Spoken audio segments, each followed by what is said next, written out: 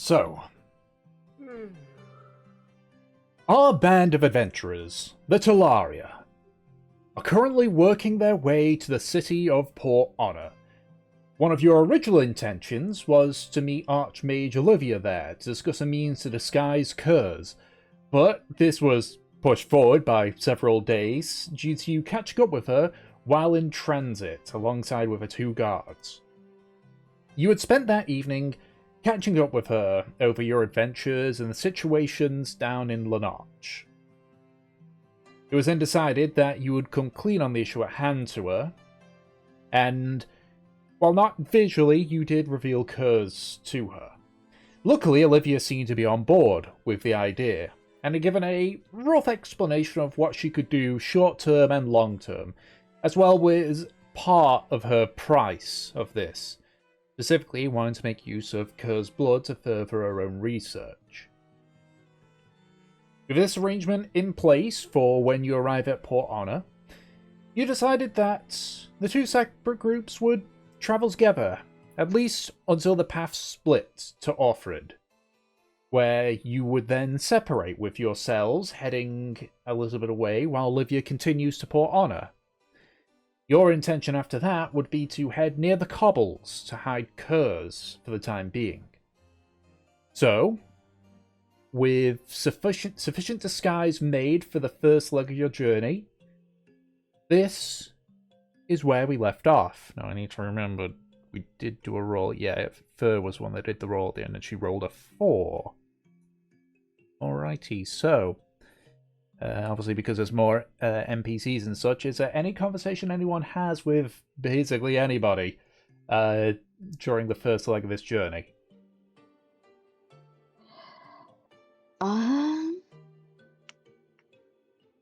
It's a good question. I think I'd just kind of casually chat with, what is her name? The new girl. The elf bodyguard? Yeah. Diana. Just casually chat with her. I think we don't have a whole lot of important stuff to talk about. Yep, that's her name, Kimling. Yeah, so you talk or more sign to her. Yep. What about anyone else?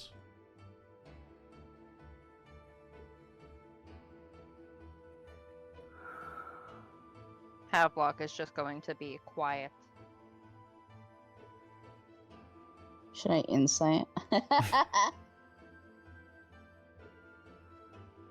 Do you want to insight? Fucking... yeah. Actually, I want to check in on him, so... Side eye. Ooh. We do have the bombastic side eye today. Okay. He's basically just been pretty quiet since we met up with her. Looking a little bit grumpy, a little bit annoyed, but besides that, you can't really get too much. Just kind of.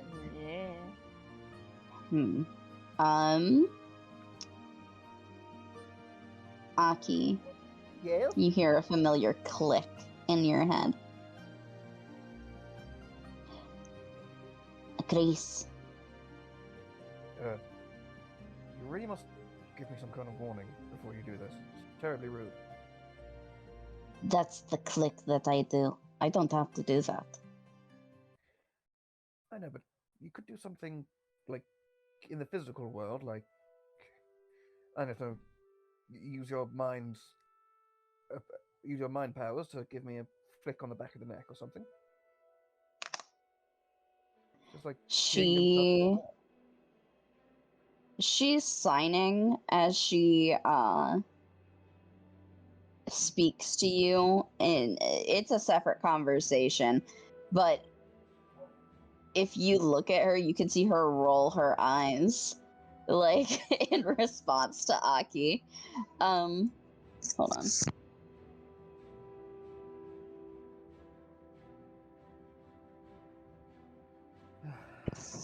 Sorry. Someone was asking if they could have toast. But she continues on. I need you to check on Havelock. Why? What's wrong with him? His energy is just not very good. He seems irritated, and I can't exactly talk to him right now. So His energy, like, is that something now you can sense now? You can sort of get a reading upon their auras?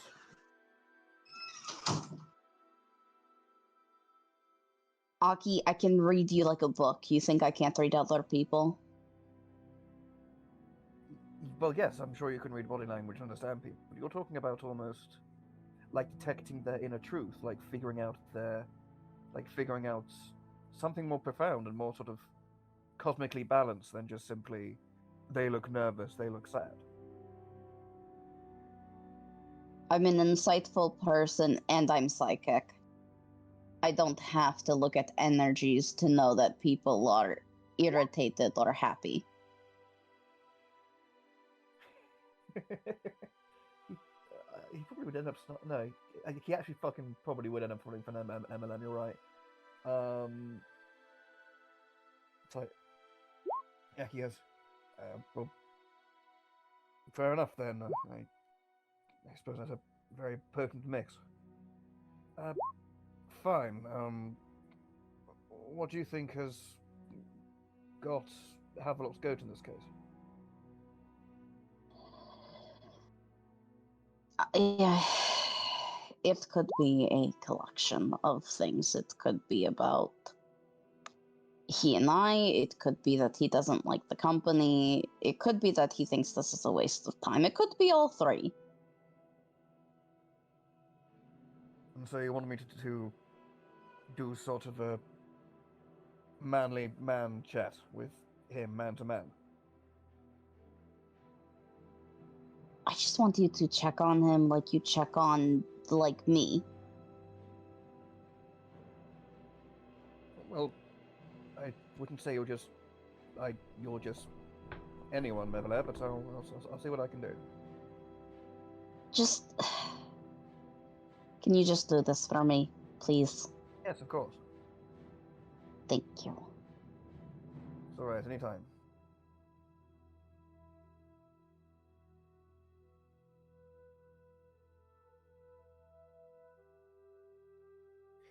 I guess. Aki is... So where's Aki, like, in the lineup of people? Well, you're kind of sort of like walking about almost essentially in a blob at this point. So Okay. you Like, are can I- you are in grassland area, Oh, so fair enough. But can I look over to Havelock and do a quick sort of see if I can get a read on his emotions as well? sure. Oh, I can help you with that, Peach. 1 second.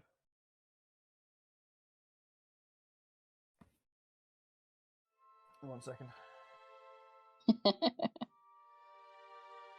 Yeah, the only particular like positioning of groups is Leanna's near the front, Garrett's near the back, and Olivia's sort of like in the middle of the blob. Got it. Okay. So I'm gonna do a quick insight on old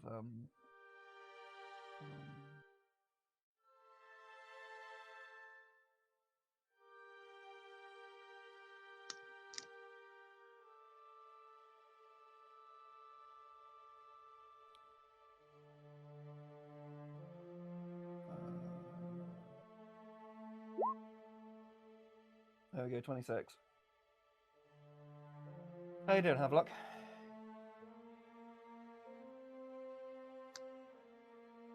He is once again just looking kind of annoyed, looking around, not really paying attention to anyone else, off in his own little head.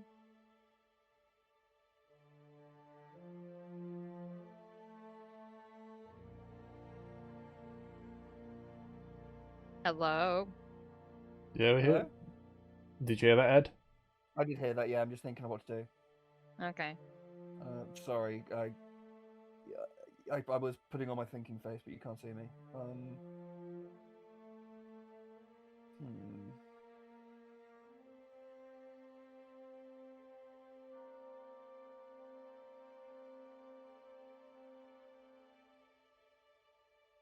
Yeah, Aki's going to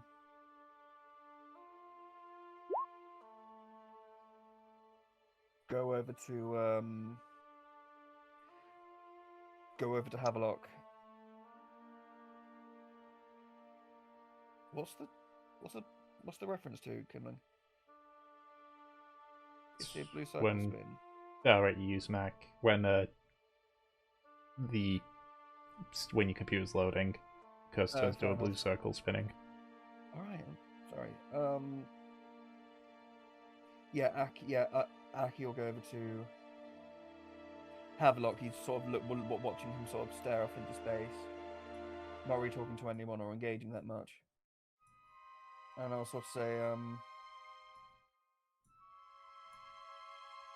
you say, so we'll suits and booted Havelock ready to set off. It's at least probably another good couple of days until we reach Curse's hideaway. Yeah. Yeah, I'm ready. You sure? Are you? Seems well as much as I can be. I have one of you. I have food, water, what's remaining of my wits, a few other things. But how about you? You look a world away, my friend. Just thinking. Mostly just wondering how much longer this is gonna take. Well, as far as I can read it, which, quite frankly, with the fates being what they are and the way of the world, trying to guess the future's a fool's errand most times. But I think if we keep traveling as we are and we keep our wits about us and keep traversing through the wilderness, now with the assistance of Olivia, we'll be at Kurz's place within about 3 days, and then from there it's about 3 more days to Port Honor. So don't worry, we'll be by the end of the week. By next week we'll be cavorting with whatever pirate frivolities you would like to engage yourself with. Havelock just kind of nods his head. That's fair enough. Why? You seem weary. Are you growing tired of the journey? Do you wish for a moments of solitude and stability?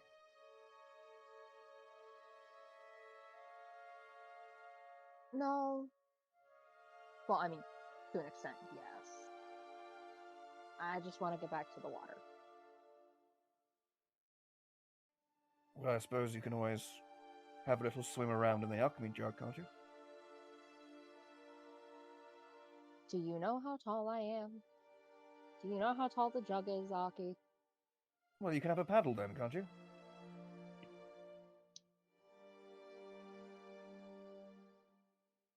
I'm sorry. I'm being glib and trying to make light of situations. We'll be by the sea before you know it. And besides, we're traveling next to the river. If you wish to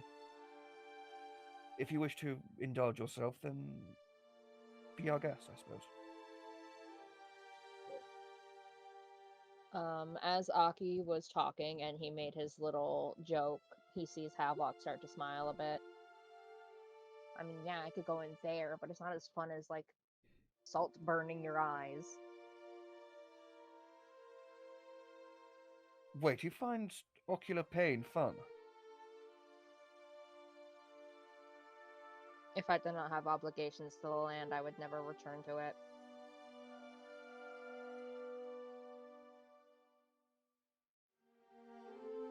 So is that how you see?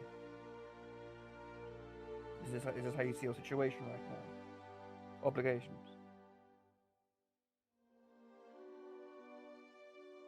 It might not be the best word for it, but that's not wrong, is it? There's people I have to see on land. There's stuff I have to do. And once you do, you're returning to the watery depths.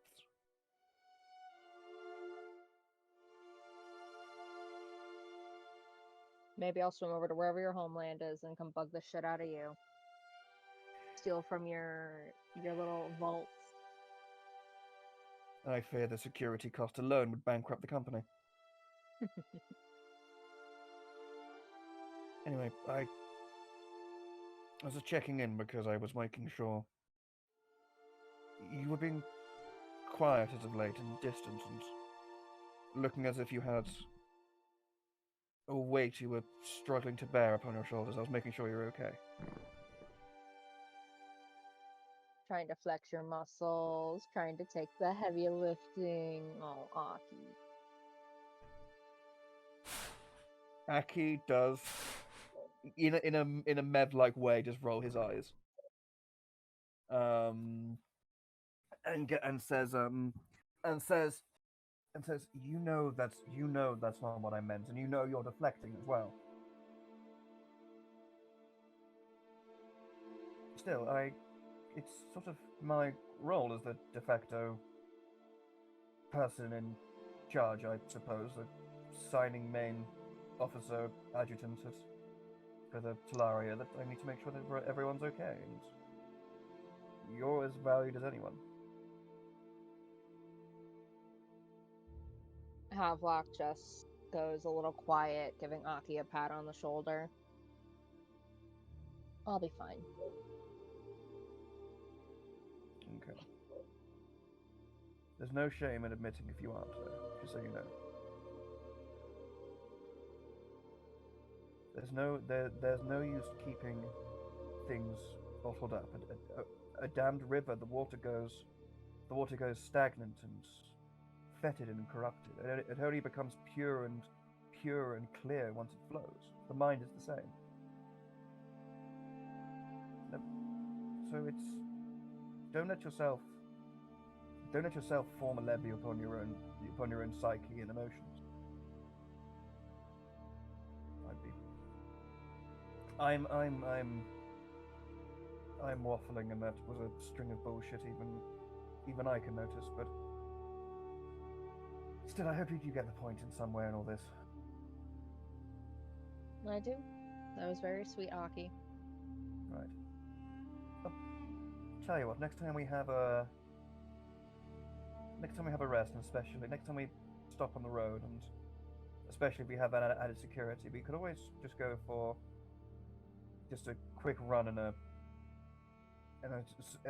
sojourn of exercise. Just us two, like old times. I'd really like that. So would I. Well, he kind of looks over to the rest of the group. What's everyone else doing? Her and Olivia are having a quiet conversation with each other. Okay. But beyond that, Merv is talking with Liana. Garrick is just constantly looking over his shoulder, like back the way you guys came. Okay. So Aki says, well, I think we're not quite all stations go at the moment, but still it's good to be prepared. I think I get the sense of this group, we're people of action. Someone says we're going, then well, off we go. So I'd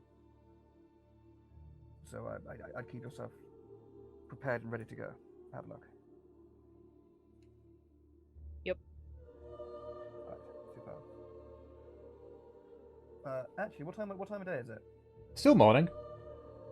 Okay. When did I last roll? Roll for what? My personal business. Oh. Um. You rolled it during the evening. Okay. Fucking. It probably would be a Constitution saving throw, actually, wouldn't it? Yes. Okay. Ugh.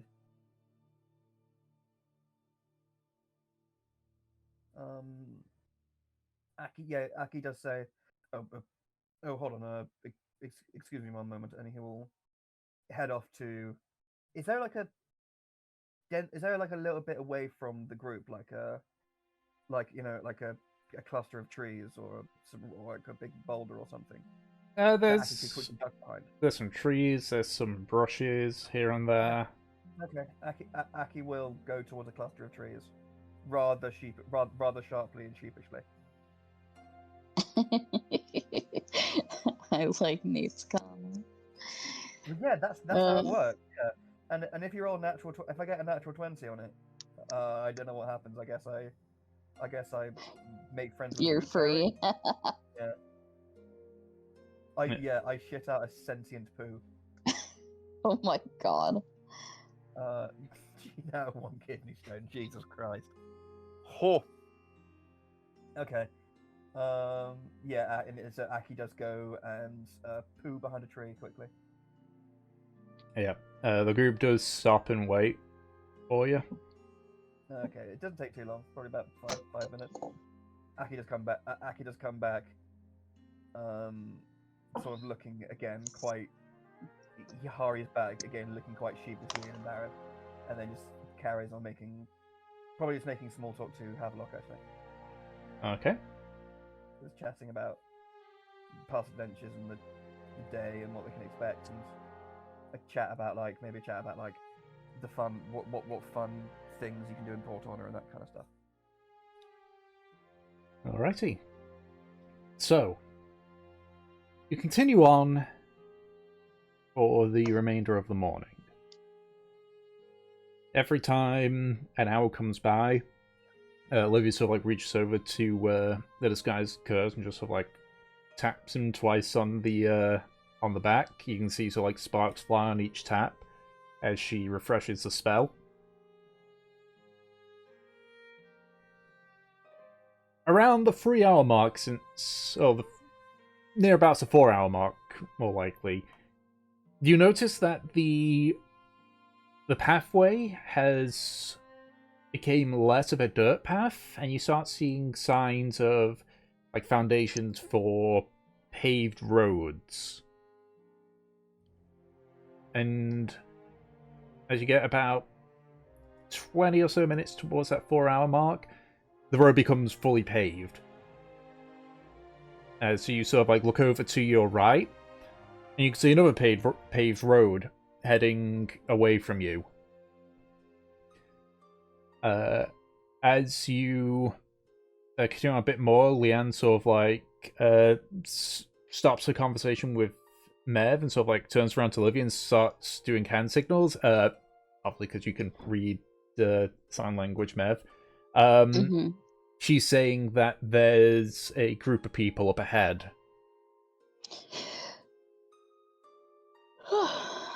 Olivia sort of like steps forward and so just glances in the distance. You're all still walking in the direction. And with Leanne's help, you do see a group of people sort of sat to the side, right where the path actually splits. What do they look like? Make a perception check. Perception. 17. It's a group of about, you have to be about 16 or so people. That's a big fucking group. With various livestock and carts. Just from the look alone, you can see that these are, like, they're not merchants. Their clothes are too worn, too ragged. They look almost like, essentially almost like peasants. Several of them, they look disheveled, they look tired. You can see a few of them are bandaged. And they're just sort of, it seems like they're resting. I see. Alright. Set my eyes on Olivia. What does she want to do? Do I see this group as well? What was that, Ed?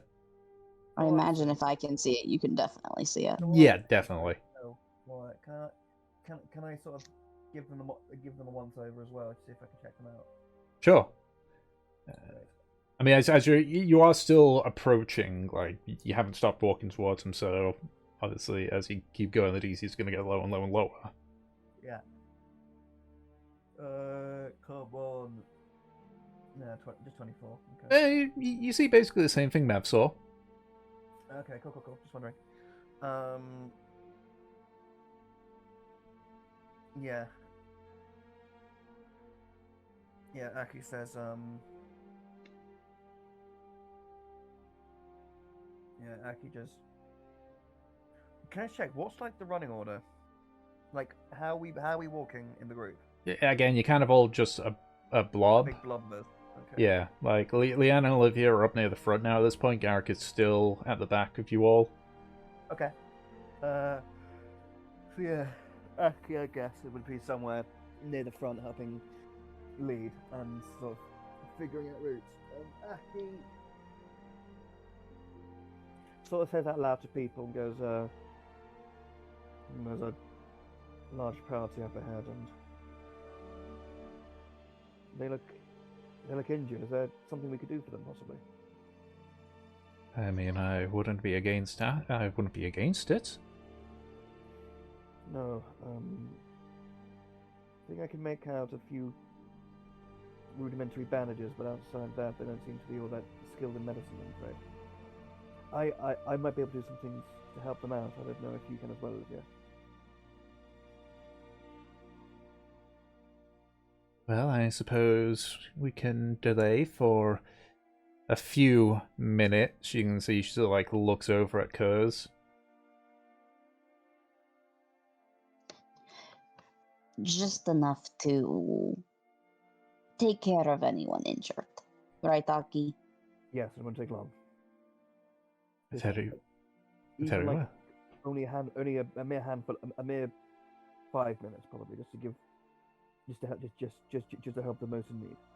Of course, though we might head off by ourselves since we're at the split at this point if it takes too long. But yes, for your particular mission, I would advise you not stay too long with these lot. But let's see what the situation is. Yes.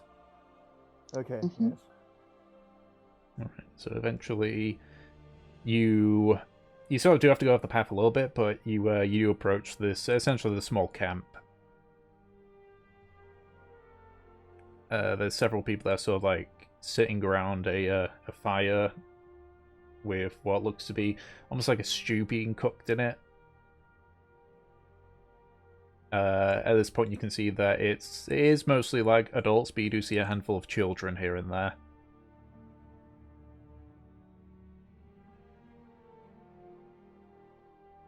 So as you approach, one of the members of the group look up and says, "Oh, we're not blocking anything, are we?"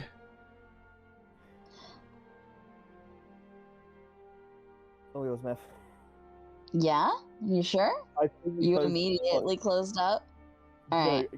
No. I think it's because we took like an intake of breath at literally the exact same time, ready to say something. And I'm just like, no, you don't. It's Yeah, like, or- yeah, or- alright, or- if you're sure. Well, what are you gonna say? What are you gonna like tell them, like, yeah, get out of my face and beat them up or something, or? Oh my god. I was going to give Aki the opportunity to actually, like, be a leader. Okay, in that case, yeah. Oh well, I suppose if you're doing that, then Aki will go. Aki will sort of say, Just elbows him. yeah, pretty much, yeah. Aki's sort of looking sheepish and like looks down at her with like a glance, like a nervous glance. And I'm guessing she just elbows him in the ribs. Well, can she? Yeah, she's at sort of rib height anyway. Yeah. And I goes, no. Of course not. No. There's plenty of right of way for everyone. I suppose you must be travelling south and to Port Honor, yes? No, we're traveling to Offred. Oh, right. Okay. Well, I think it's quite a large party, and I couldn't help but notice some of you seem a little bit worse for wear. Yeah, it's a long story. And one I'm sure that you don't exactly want to get into. I'm sure it's whatever wounds caused it, they're fresh. You must have travelled through the Mirage, I imagine, but No, we came from Kaitsan. with the travel from Katsan got this level of injury. Hold on. Yeah, do I know? Wait, yeah. So, would I know anything about the? That is a ways away. Yeah, that is a ways away. That's through the Kais Mountains. Yeah. Mev leans forward. That's quite the distance. You can't even really get here without either traveling through the mountains or going around the coast. It was that or the. We're fleeing. We're fleeing Kaitsan. What happened? It's hard to explain. It's kind of almost like a plague of sorts. But, like, not just the, killing everything, like, the... We left early on, but some people who were on horseback were telling us about the dead returning there. Right. So, yes, you were right to flee. That fate is undeserved of anyone. Are there any still sick or affected or injured here? I'm able to. I'm skilled in. I have certain skills in healing and medicine. I might be able to help some. Well, no one's sick, as far as I'm aware. The injuries that we've got is just when we've been attacked by things on the way. Right, of course. But we don't have a lot of coin on us, so No.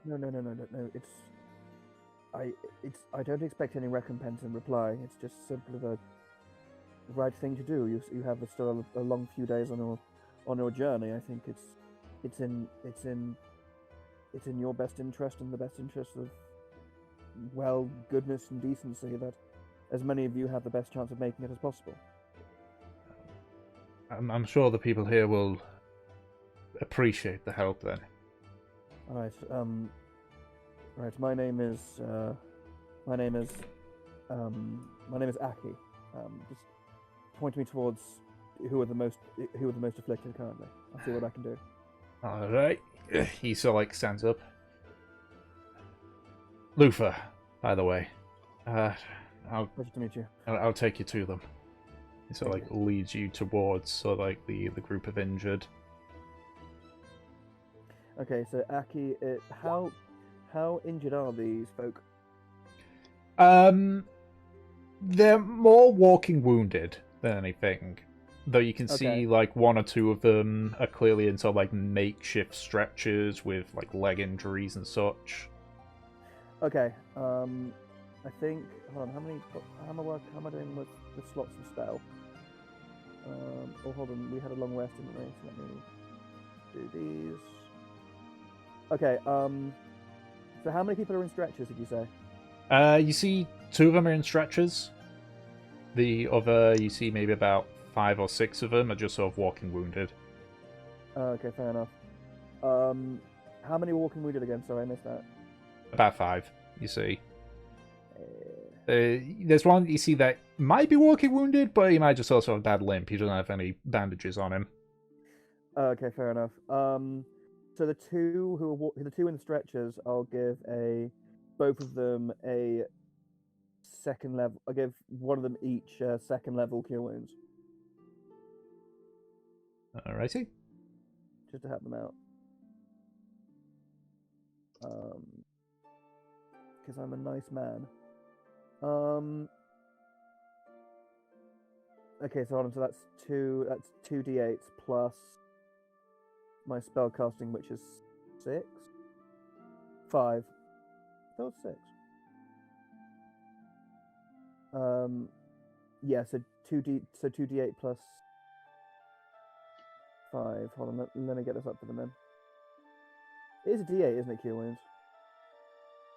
Yeah, d8 plus spell casting ability modifier. Plus thump. This is for one of them. That's for the other. Alrighty. They both get 13.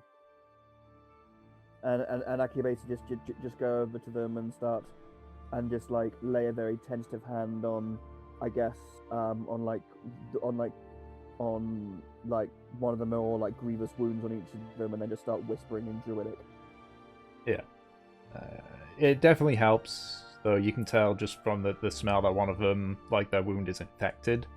But the cure wound seems to clear most of the infection out. Okay, Aki will say, and then Aki will say we'll go to the others. Could I do another? So of the people who were walking wounded, you said one of them looked like he might just have a limp. Yeah, he you don't know if it's a bad limp or if he is actually wounded. He doesn't have any bandages on the leg that he seems to be limping with. Okay, just wondering. Because I've only got so many spell slots. Yeah, Aki will. Oh, actually, Aki might have. He sometimes makes those. He actually might have on him. I think he has some of that. Like he often makes those sort of like pain relieving balms sometimes that he makes with his herbalism kit. Mm-hmm. I think he has a supply of that with him that he's made in the past in his bag. He will, for the walking wounded, he'll leave that his supply of that behind and say, "No, this won't totally eliminate the infection, or take or fully bring you back to full health. Only time and rest can do that, but it will alleviate a good amount of the pain if you rub a fair amount of this, not too much, otherwise it can often cause numbness, but enough maybe for enough to maybe sort of to cover the furthest tip of your finger, the furthest tip of your index finger, and apply that on whatever wound is causing you the grief. Once, maybe twice a day, depending on the pain, and you should start feeling better." And Aki will leave that behind them. And after dealing with the two people on the stretchers, he will like dust off his hands and head back to was it Lufa? His name was? Yeah. Okay, we'll head back to Lufa and say, right, I've done what I can. The two of your compatriots who were incapacitated in the stretchers, I've been able to heal most of the way there. Their wounds seem to be infected, nothing too horribly nasty, and I've cleared most of it up, but it still will need rest and recuperation time for it to properly heal. The others, I've left a soothing balm to help with their injuries. They seem to be okay. Do they just need, again, same for them, but less of a time and points of recuperation, but they should be fine. Well, much appreciated. Of course. We've good to know that we might not lose any more on the way to Offred. It'd be a shame given what you've been through. It sounds like as a collective you've seen enough death and misery to last an eon. May you, and once again, I do not expect anything in return.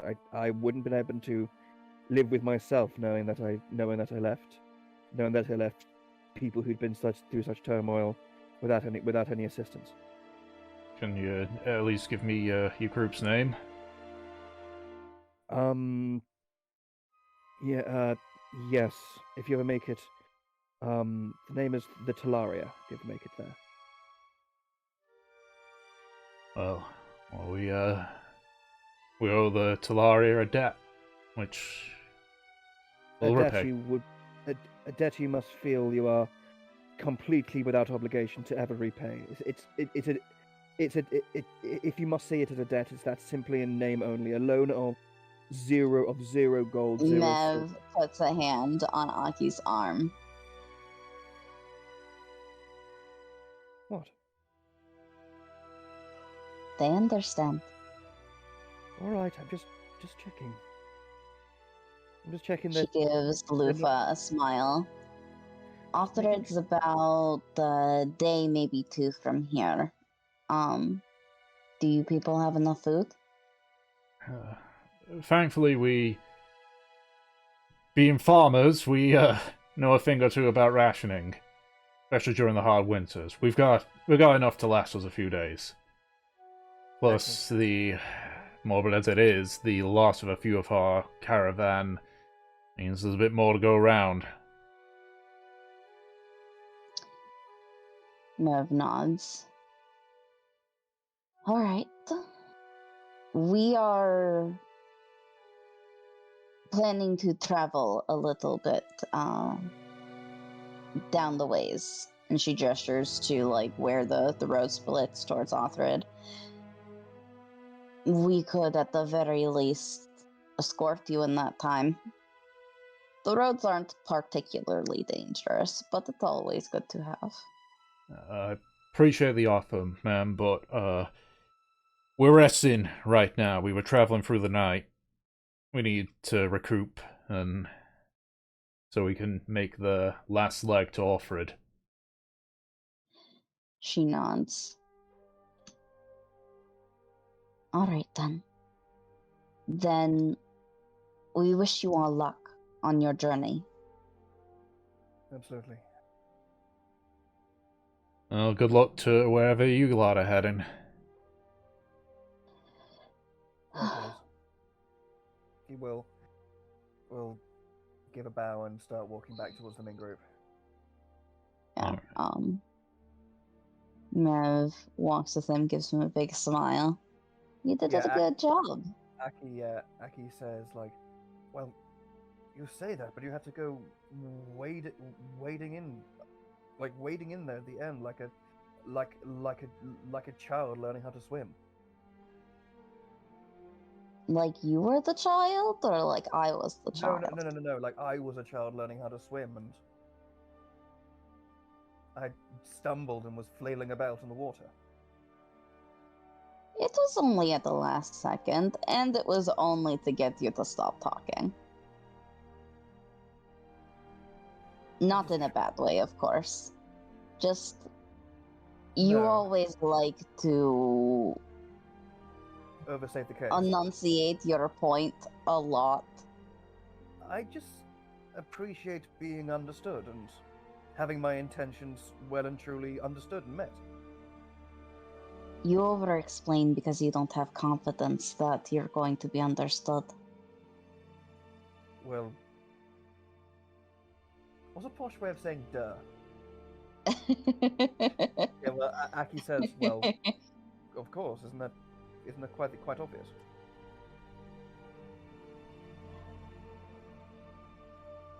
If it wasn't obvious, I wouldn't have said that. What I mean is that you need to have confidence in yourself.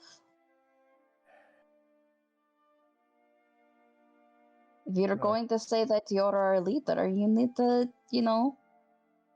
have the appearance of such. If you keep babbling yourself into a corner, everyone's going to spot that insecurity. And some people won't help you.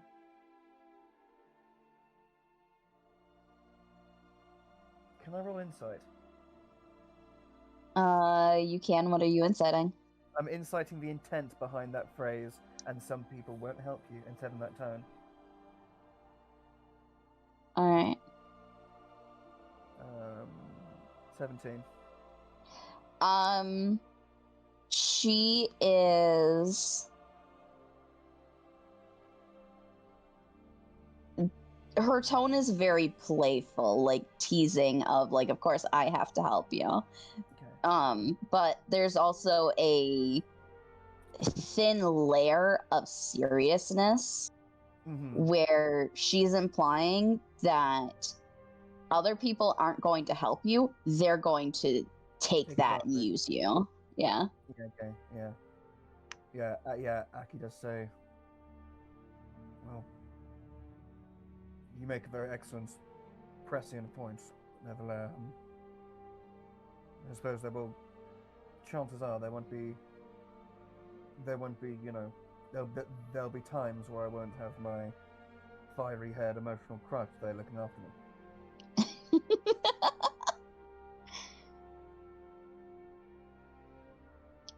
I know, it's just not a... Hey, you What? did a good job.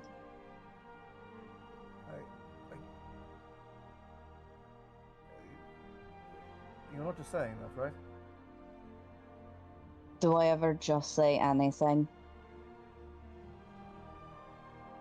Mevla, you wear a smile and a bright appearance, like a mama does a mask in a play.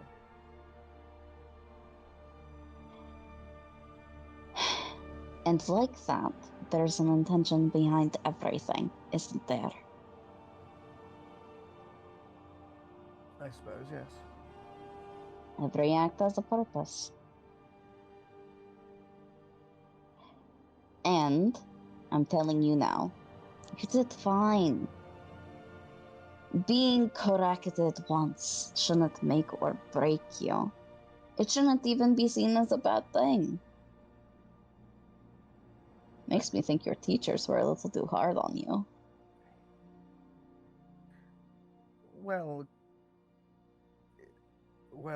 I mean, if by hard you mean, you know, getting a cane across the wrists if I misspoke in my high-level Elvish practice, then yes.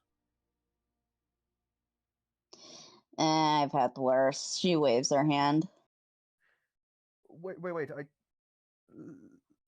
You weren't what's it called? I remember stories about miscreant pirates being like dragged under the hold by a rope. You didn't have that suffered on you, did you?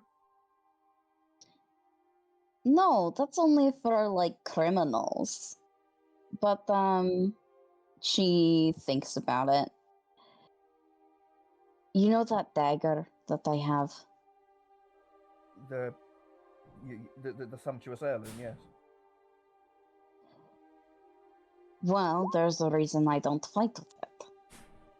I'm not very dexterous. I'm pretty clumsy. It's just something that I've always been. Mm-hmm. My mother constantly tried to teach me, but I never got it. She smiles at this. What do you think that training did? What do you think it was like? I presume it made you feel like a failure, like fundamentally broken, like trying to break through a wall encased in diamonds using your forehead. I'm not really asking what it felt like. I'm asking what you think the training was like. Oh, apologies. Though yes, it did hurt my feelings quite a bit. Not tying upon the nymph's needle, helping with the rigging. She beat the shit out of me. That's how you learn to fight. You fight. Oh, that level of dexterousness. I assumed you meant like being good at using your hands and hand-eye coordination and like tying things together and. Like, I mean, of course you can do that, but when you're training for combat, you get into combat. Oh,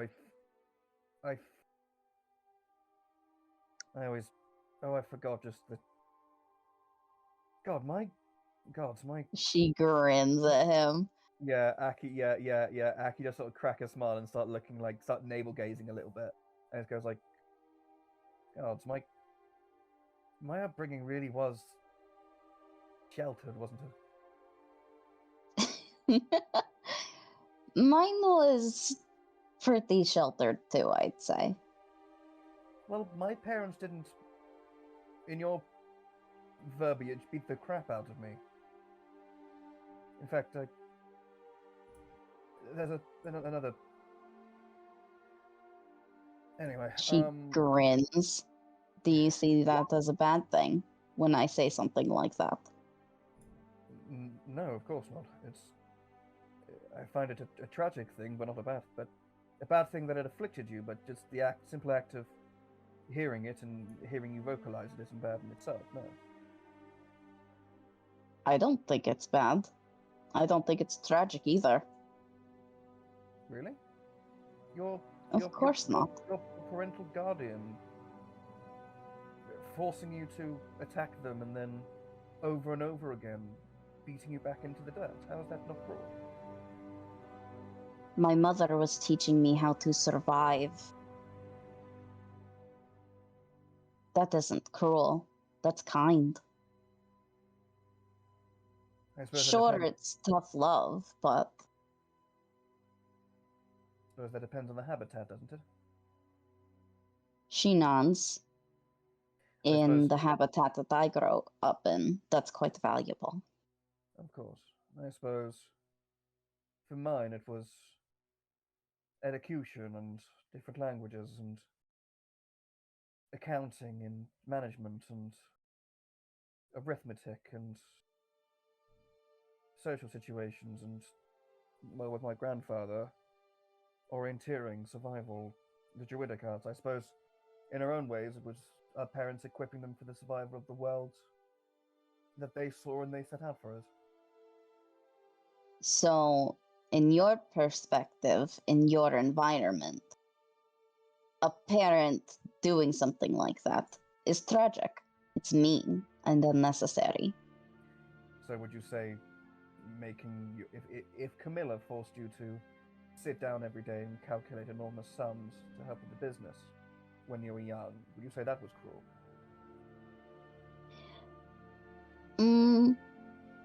I think it would be boring. What I think would be cruel is, she thinks of how to say this.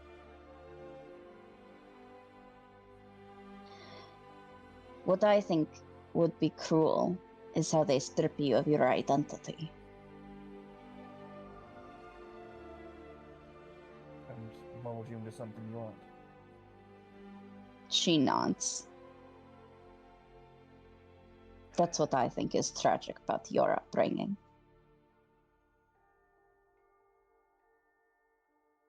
There's an extra level of tragedy there. You do know that, right? That if you're correct about something about the tragedy of the Cris Gaventore, is him being molded into something he isn't.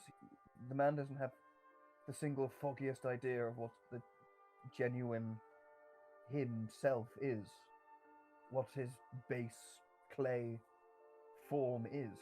That makes sense. I don't know what I was before I was placed within the mold.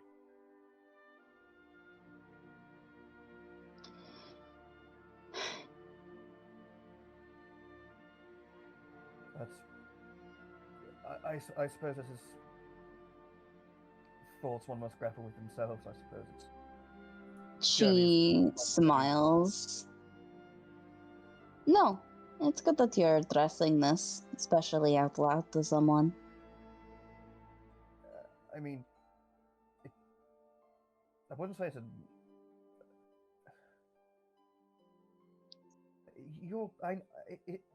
It's fine, but you don't have to put up with my prattling if you don't want to. If you have, I don't know, the portions of your rations to put in size order.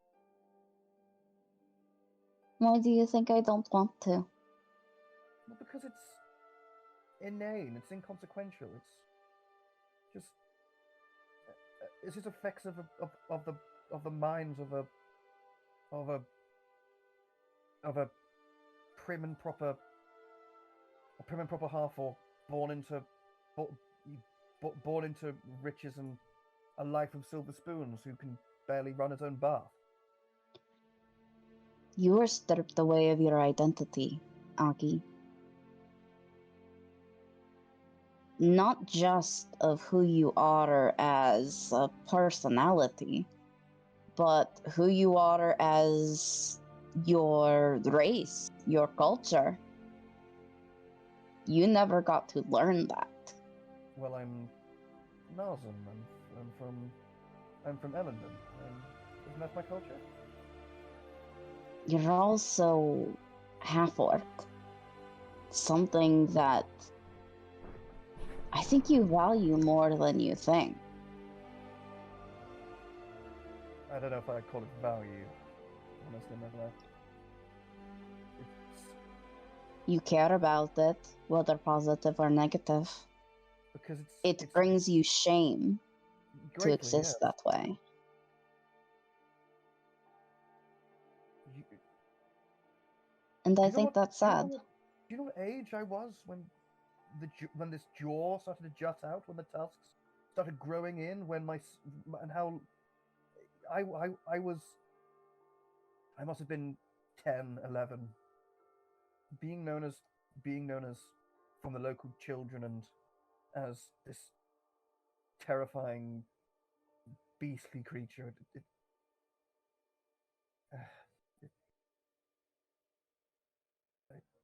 It's some.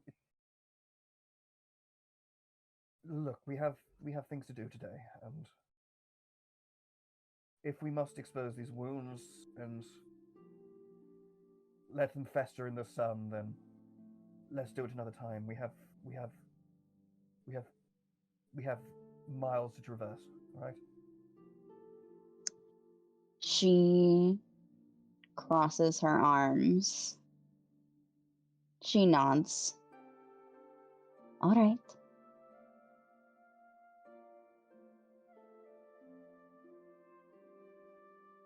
Right, where's There's certainly an expression on her face. Can I have to go reading that expression? You may. Okay. Fucking there you go. Holy shit. Tell me your deepest, darkest secret, Gatlin. Fucking yeah, I cannot beat that.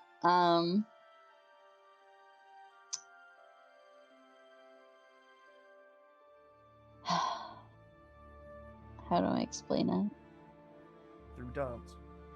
it? Interpretive dance. Oh my god. Okay, but Maple would be a really good nickname for Mev. Anyways, That's pretty cute. she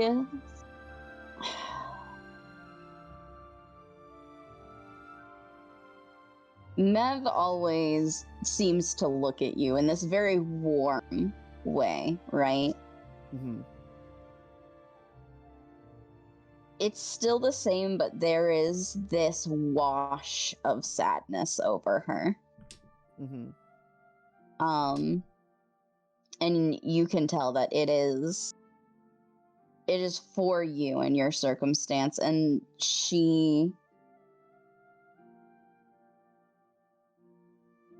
the way that this warmth presents, it's obviously affection for you, but it's also the way her brow furrows, it's an anger.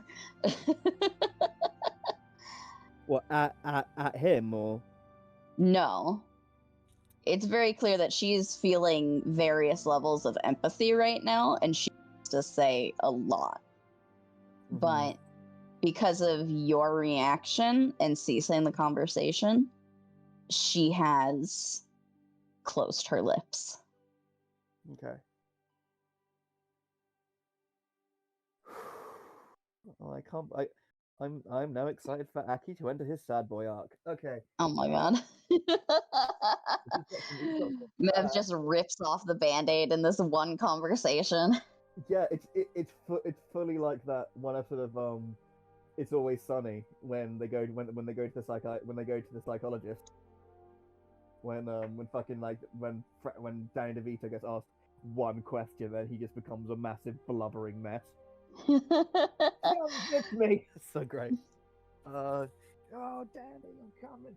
But Anyway, Mev, she you see she Ashley sort of walk away back to the main, start walking a bit more quicker back to the main group, but you can see there is like he's more like hunched over into himself more than usual, and he's almost like he's like much more like looking into the ground as he walks.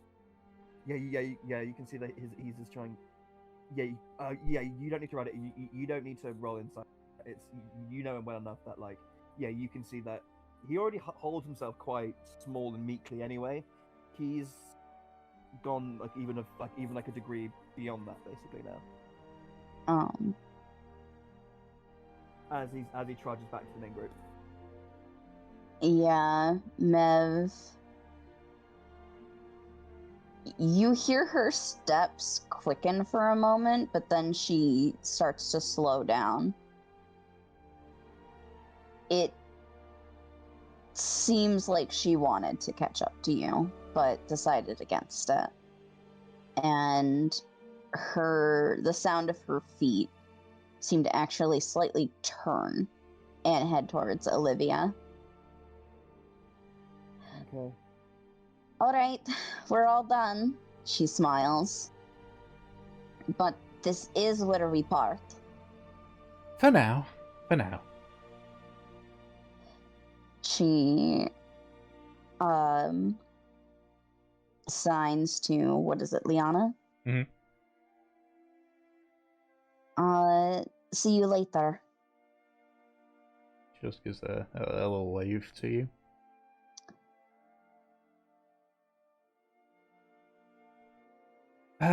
So it was, what was it, the Merry Mermaid that you suggested?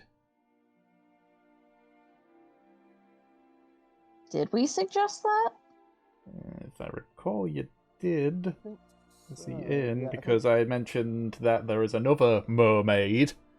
Yeah, I was just thinking, like, if we actually had that conversation with her, but I think that was, like, way back before we met her again in the fucking Morag. Yeah, this was when you would initially use the sending stone to arrange to meet. So Mev nods. The Merry Mermaid is going to be probably best for someone like you. Don't get it confused with the Mermaid. That's what someone like me would be.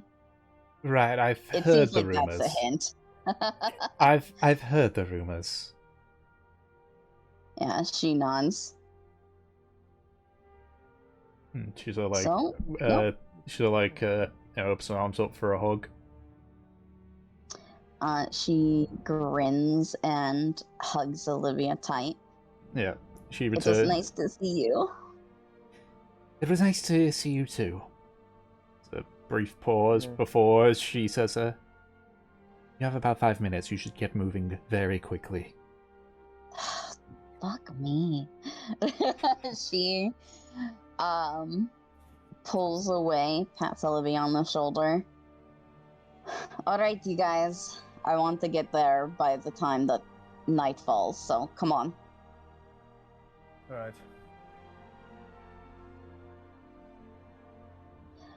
Let's see. Yep, we're gonna fucking get moving. Okie dokie. So, if that is the case, I need someone to roll a d8 for the afternoon potential things happening. Who's it next? I think It was Fur last time. So, yeah, so it should be Kinley or Havelock.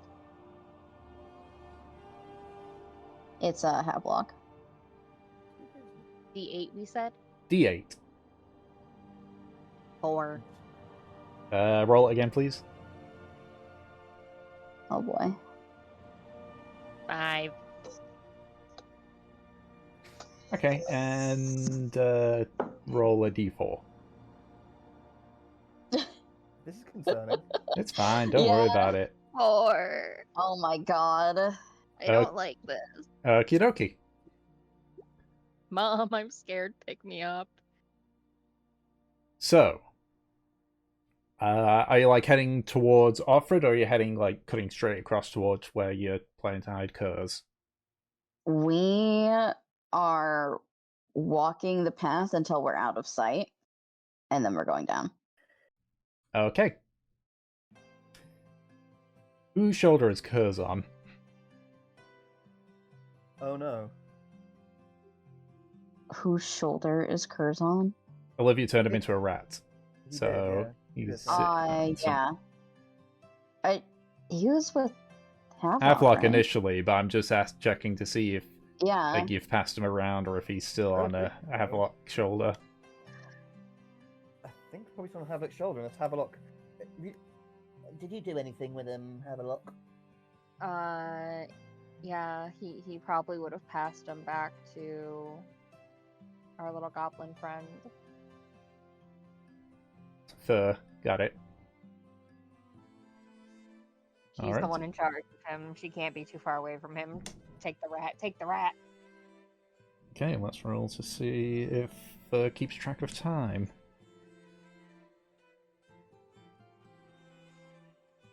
Okie dokie. So, you continue traveling on at a relatively quick pace. With 5 minutes of travel, probably could get out of sight, just about. There are a few hills here and there, so you can sort of like dip behind them. Mm-hmm.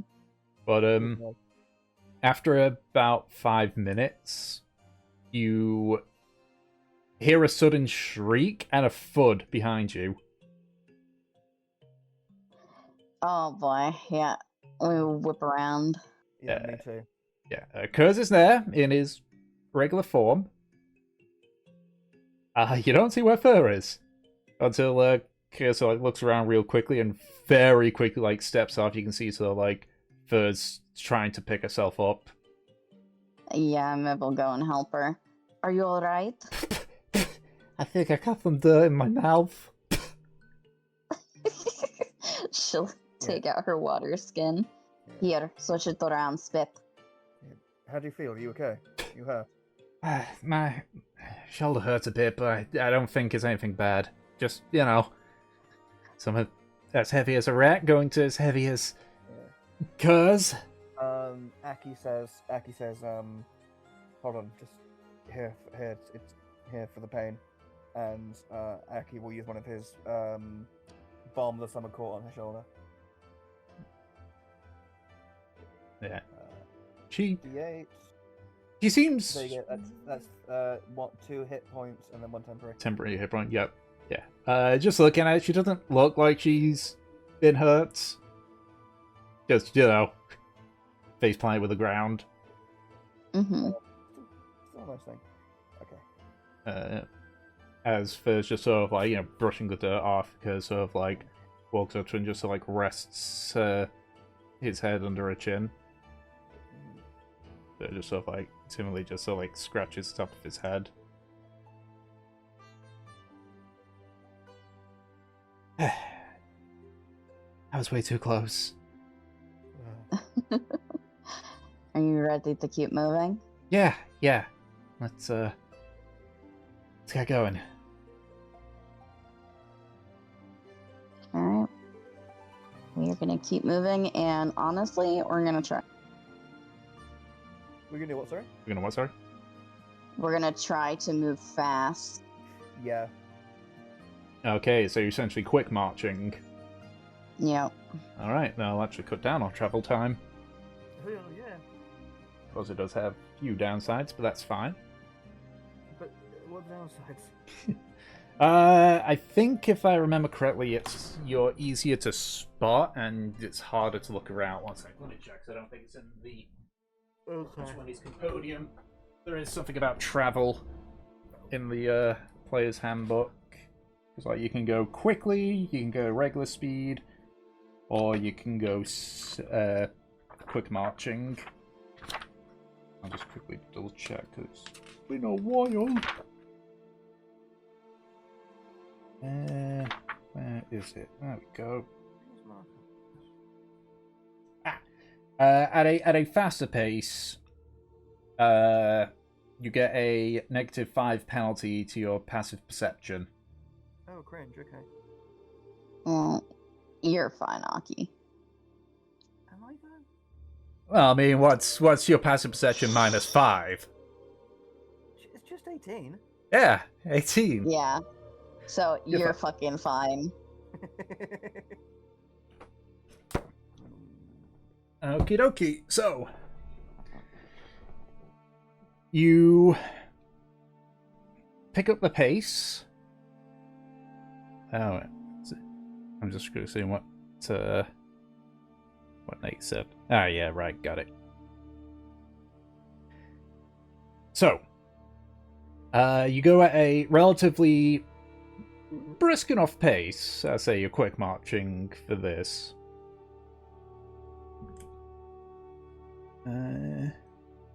Let's see. The sun's slowly beginning to set when Aki, you notice relatively close what appears to be an individual sort of low down to the ground, sort of moving perpendicular to where you guys are.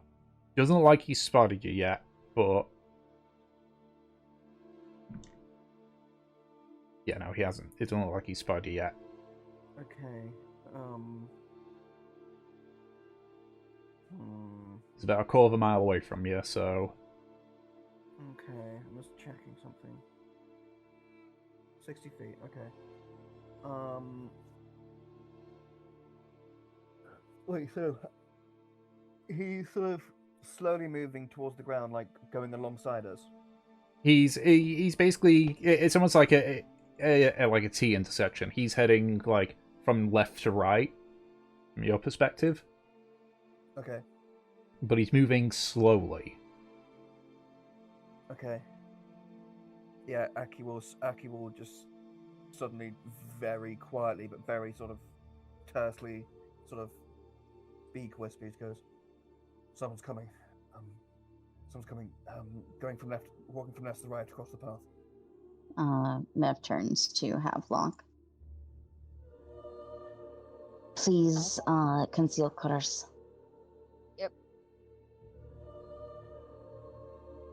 You know exactly what I'm gonna do. It's just it's really slow today, guys. Mm-hmm. Yeah. Invisibility. Yeah, you do sort of hear from the now invisible curse just where it's like, thank God it's this and not the rat. Be fucking thankful you were cute as the rat.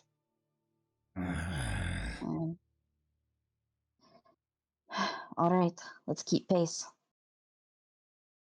Okie dokie. So, as you Aki, keep an eye out. Of course. as you get closer, you are noticed by the individual. He sort of like looks at you, then just stands up and just sort of like almost raises his hand above his head. Sort of, you can tell from this point he's not very happy. Yeah. You can see like in one of his hands he does hold a bow, and the other hand there's an arrow. As he just sort of like stops moving, just stands there and sees you walking. As you just sort of like walk by him. What does he look like? He is a... Where is it on my notes here? He's a dwarf. Okay. So as with regular dwarfs, like very stout, has a very short and well-maintained beard. Though his hair's relatively wild and unkept. He at this point is sort of like go past him. He's just sort of like standing there with his arms crossed, just looking at you all. Yeah, Aki will. Smile. Yeah, What was Aki that? Will, Just What time- Mev, always smiling.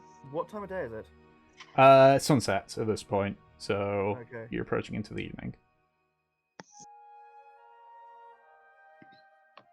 Yeah, it says, yeah, Aki will say with sort of a slight, with also with sort of a bit of a plastered on smile on his face as well. Not as good as Mev's obviously, but still with that kind of a bit of a jovial air. We'll say, good evening. May I ask, what business do you have, stopping us here on this road? You feel holes burn into the side of your head, Aki. You also feel holes being burned into by the dwarf. Which, by the way, because you guys are quick marching at this point, you are heading... Because you're not on the path anymore, are you? We shouldn't be if it's near evening. Yeah, because just Aki confused me there saying go on, on the path, but I assume he meant just like in the path, the direction you're going. On our, Yep. on our road, yeah. On our path. Stopping you! I'm not stopping you, you're stopping me! The fuck you think you're doing roaming about the wilds here? What are you doing? I am hunting for game! But And here's... what do you think we're doing? I don't know, romping about, scaring away all the game? Hunting for game in the middle of the night. Aye? Coming towards nighttime when visibility is a That's a good fucking point. a- Insight, actually. Okie dokie. Yeah, likewise. It's getting real late for him to be doing this. Even if he's a dwarf. You can tell just on his face he's... You don't know why, but it's clear he's had a frustrating day, and you guys have just sort of like been the cherry on top. We're the target now. At the very least, he seems very genuine about it. But he's also very, very angry.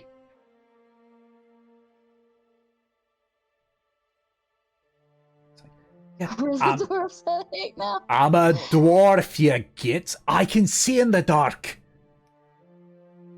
Do you have any idea how easy that is? You just follow somebody. If you don't get to it, don't worry. They'll fall asleep, and then you can sneak up on them. You know where they are, so boom, easy kill. Sounds more like an assassin than a hunter. Oh, well, thank you so much. I guess, in a way, I am an assassin of creatures, but not actually doing that stuff. Fuck you think I am? Nev walks towards him. Does he do anything? His burning gaze is now on you. As he just sort of like walks up to him. She smiles bright. Do you want a drink? What kind? I've just got some cheap ale on the road, but you seem pretty frustrated, and a drink always helps. Make a persuasion check. Persuasion.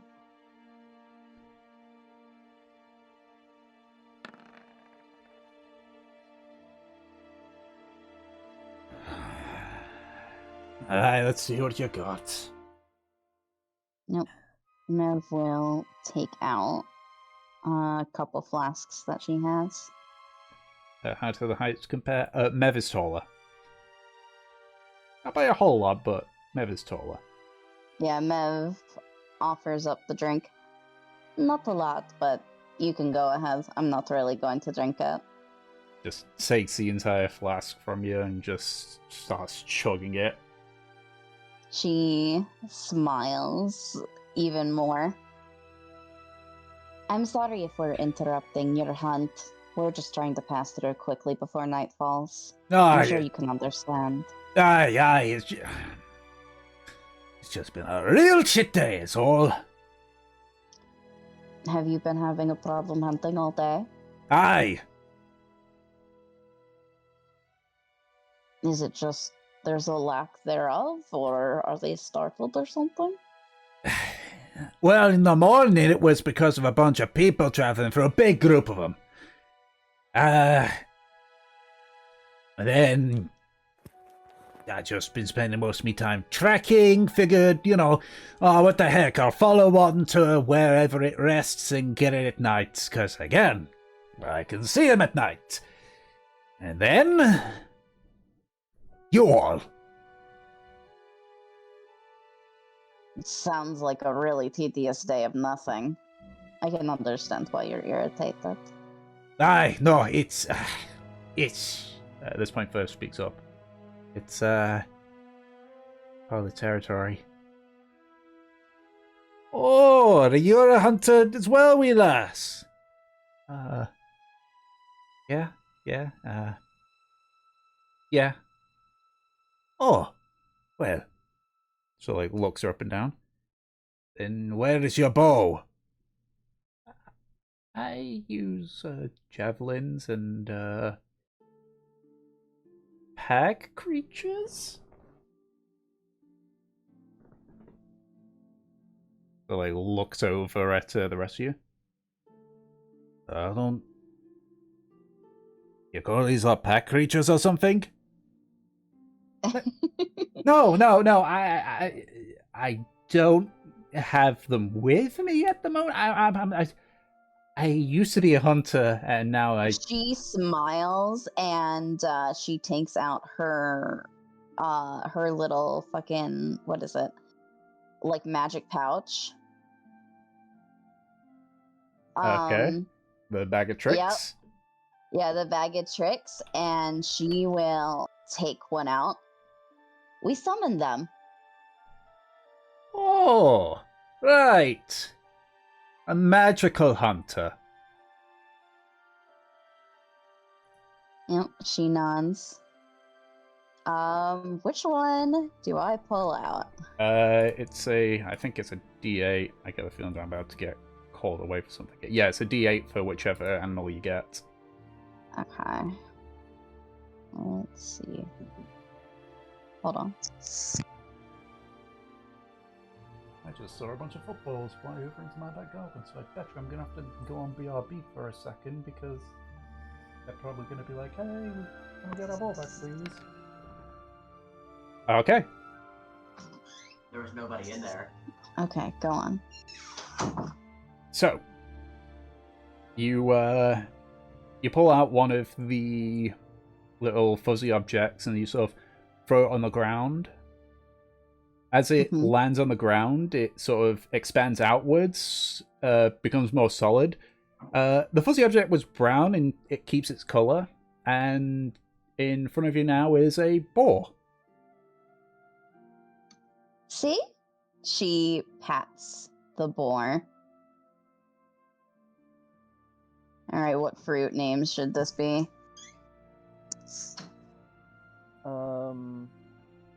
What's a good boar We've got name? plum and lemon.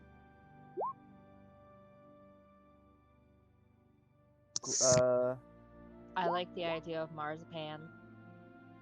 Damson. Oh, pomegranate's a good one though, Kindling. So we're doing pomegranate. Pomegranate seeds. Pomegranate seeds. Alright.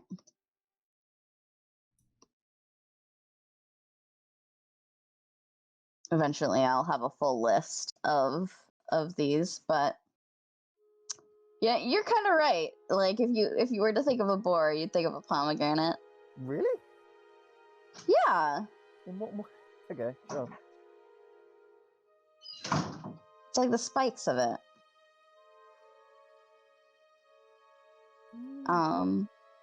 But yeah, Mev pats the boar.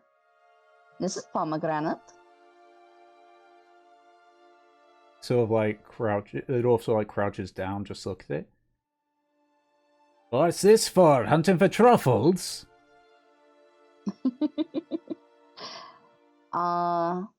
Truffles, goring people. You got the good nose, they're pretty smart. So I looks up to us. Aye, I would do a few things. Not too sure though about actually hunting things. I'd be expecting something like, I don't know, a wolf or some sort. I've got the wolf, but you know, an example's an example. Aye, fair, fair.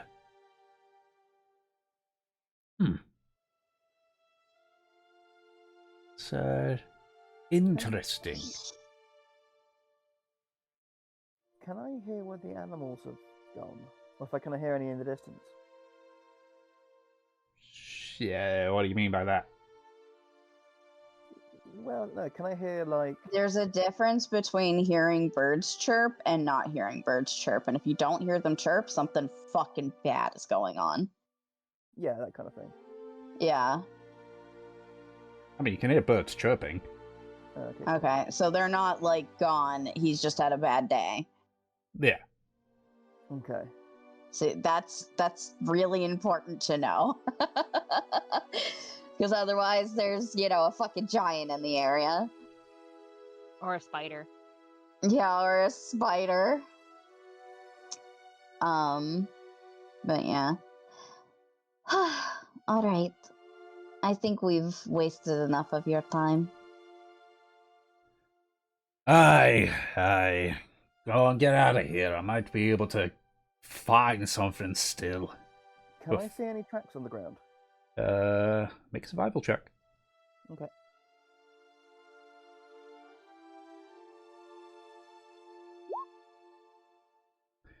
You do see some tracks. 21. You do see some tracks in the direction he was heading. Okay. Yeah, Aki says, well, if you keep...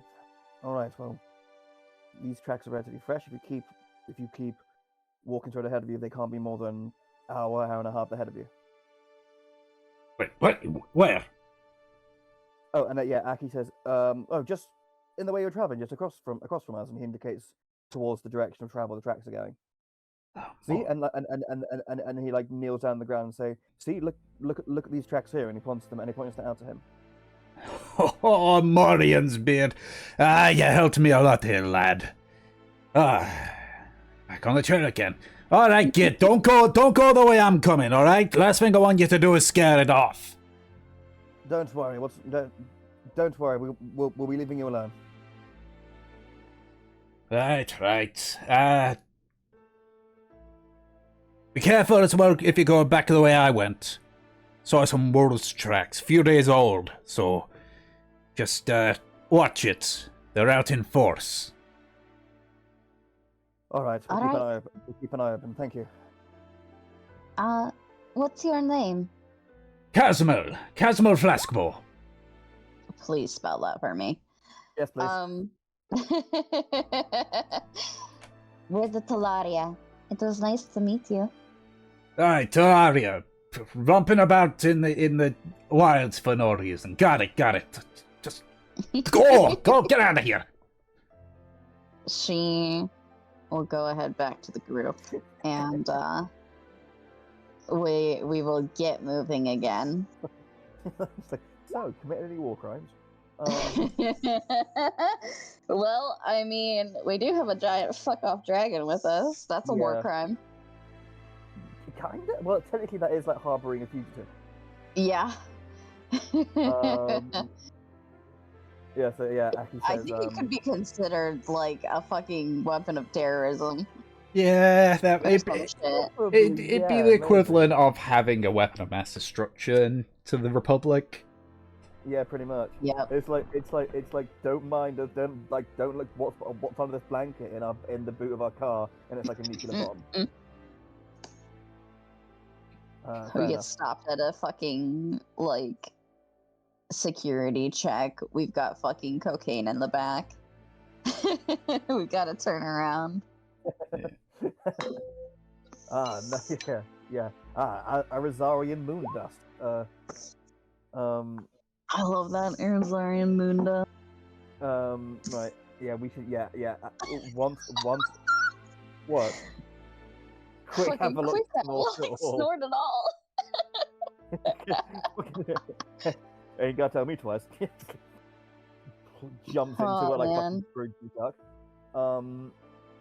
Yeah. Once he's out of earshot and eye shot from the hunter, Aki says, "Right, we wasted enough time. We need to keep moving." You don't have to tell me. Okay. Which way were we traveling? Got turned around there. Just keep going this way. Last thing I want She- him to do is find Kerr's tracks. Yep. Which, good job pointing out the tracks of what he was going for, though. Yes, that's what I was trying to do. Get him focused on his true intention and away from us. All See, right. I was trying to be, duplicitous and smart about things. You did very good. It's a slight blush, and then Aki just snaps to, and just goes, light escapes us. We need to keep moving, and he'll start heading off back on the path they were taking. Alrighty. So you continue heading in the direction. I assume you still go and get a fast march? Yeah. Yep. Okay. You're able to eke out a few more miles of travel before it starts to get too dark for several members of your party. Obviously, in this time, the invisibility wears off Kerr's. But thankfully, the area of which you're heading into is getting steadily more hilly. So you are able to find like a few areas and a few areas of like forestry where you can take cover in for the night. Okay. Alright. I guess we get set up for camp. Yep. Aki will take some of the dry brush and some of the bent twigs on the ground near the plants, build near the trees, build a little campfire and start setting things up. Yeah. Alright. Roll out his bedroll somewhere nearby, and then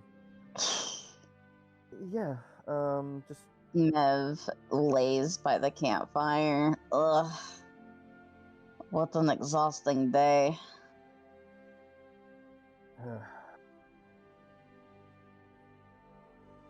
well, it wasn't too long, was it? I suppose. It wasn't long, but we kept running into people. It'll be Yes. nice when we get this sorted. Well, thankfully we didn't have to fight any of them. She nods. Luckily, they were all relatively cordial. I really did fear I that don't think that dwarf was that bad. he warmed up. I think as soon as he realized we were just, I suppose in his mind, harmless idiots traipsing through his hunting ground, I think he realized it was probably better off if we just go away, essentially. Nothing like a smile and some alcohol.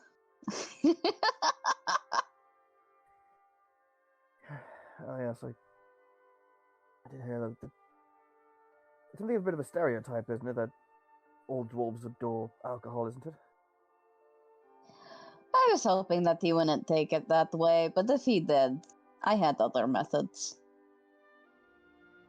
You weren't going to fight him, were you?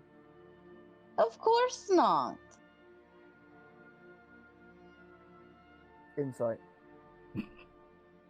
Okay, you can insight her. She hiding anything? What specifically are you inciting? How convincing that of course not is. Okay.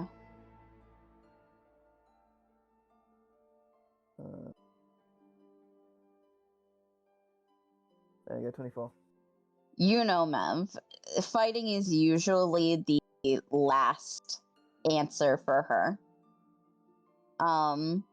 It seems like she did have other plans in mind. Okay, fair enough. Yeah, so Aki says, alright, I suppose if... Hold on. Oh, I was an out of character sneeze. Aki just says, yes, I suppose I shouldn't underestimate your deafness at diplomacy. Exactly. Never doubt me. So if you're adamant that if you walk to the side of a cliff you'd fly, I shouldn't stop you. If I think I could fly off a cliff, I probably have a reason for it. She sits up. We're going to be at the coast soon. I know. It'll be nice to see the sea again, actually. Get a bit of a nice breeze. You can see her eyes kind of glance to Havelock. I think. It'll be something. It's been yeah, a while since we've been on the beach. I'm guessing. Did Aki notice the glance over the Havelock?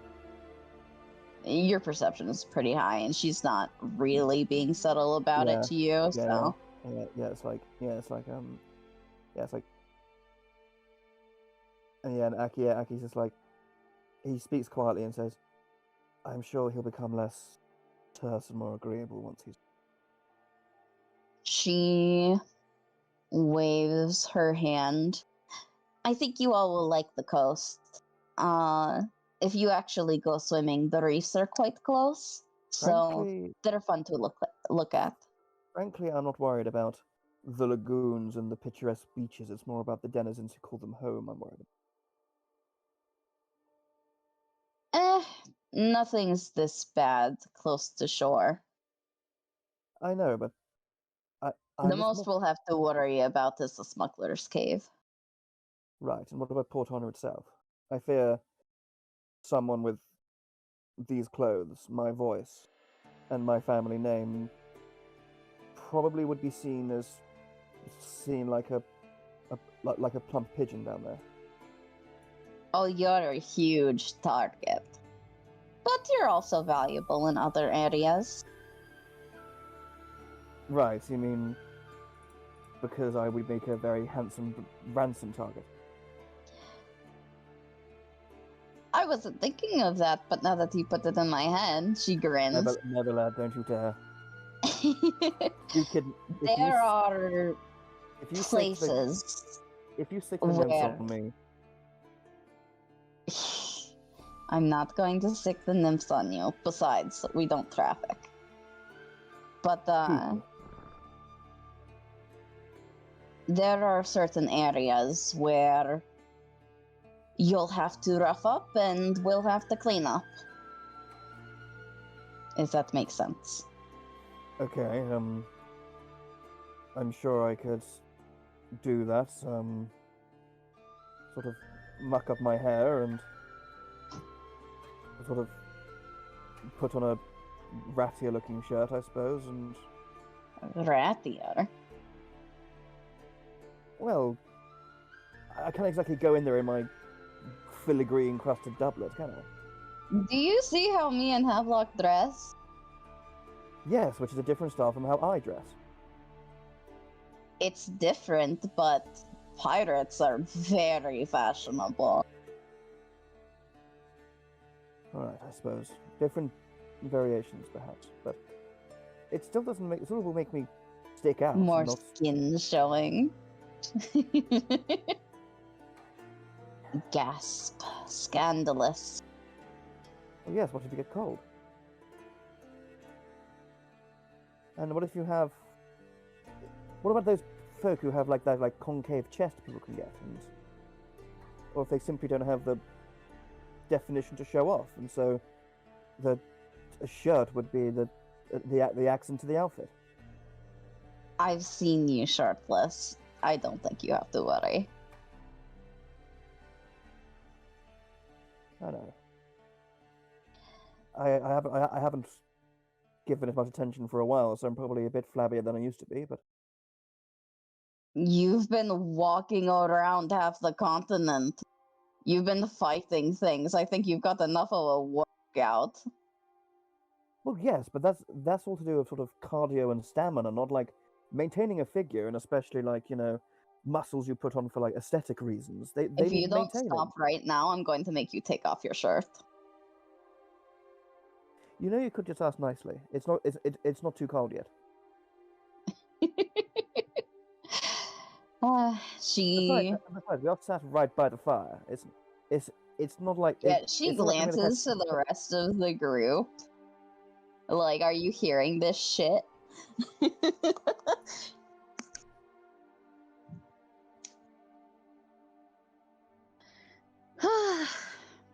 I think you'll be fine, Aki.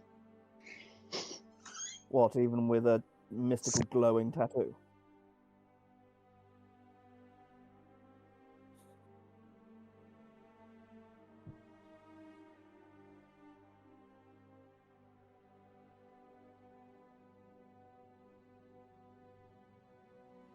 Yeah, just while mind. Okay, sorry, I'm being bugged. Yeah, it's alright. So what did you say, Aki?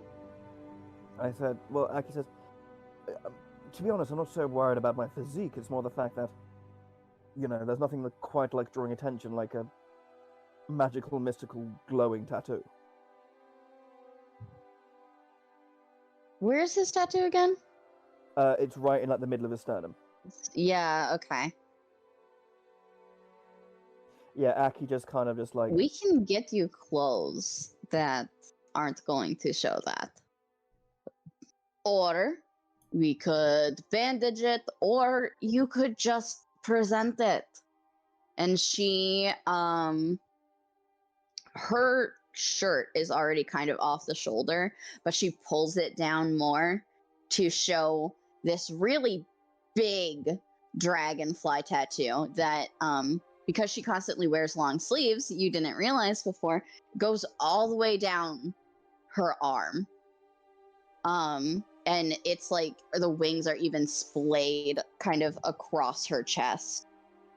yeah, Pirates have tattoos. Tons of tattoos. I've never seen Some that of them before, are Nebula. enchanted.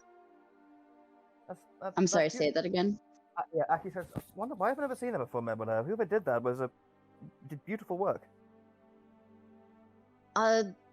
It's something that, and she blushes. The nymphs usually get a smaller one, but the captains get very large ones. Right. Okay.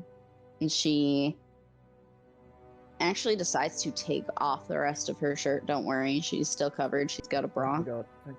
And she shows the tattoo on full display. You realize that the body of the dragonfly down her arm is actually a very long knife. And you realize it resembles her dagger. Yeah. Aki just sort of looks at it. Honestly, he kind of marvels at it at a certain level. And says, beautiful piece. And she will Right. turn, and on her shoulder blade, the same way that it's across her chest, the other wing is across her shoulder blade. Oh wow. Oh, so okay, I get how it's sort of shaped now. Okay. Yep. Yeah. Aki says that must have taken hours. It didn't just take hours, it took days, weeks. We were preparing for my birthday. Which birthday? My 18th birthday? Oh, okay, good. I was making sure they weren't doing that for like an 11 or. No, I don't know. It's a big symbol. Yes, it's sort of like a rank of office. Even if all the nymphs were reduced to fighting in the nude, do they still be able to see their chain of command? I suppose if you want to put it that way, it's more just for pride. Of course. Makes me wonder if any of your nocturnal partners, upon seeing that, suddenly got extremely startled, realizing quite who they were sharing a bedroom with. If you chose a bedroom, of course. I've definitely gotten some looks from people, and again, she eyes Havelock, and a couple of questions. Hell, I've had some people realize who I was and go, "Oh no, I'm not getting in trouble with Camilla."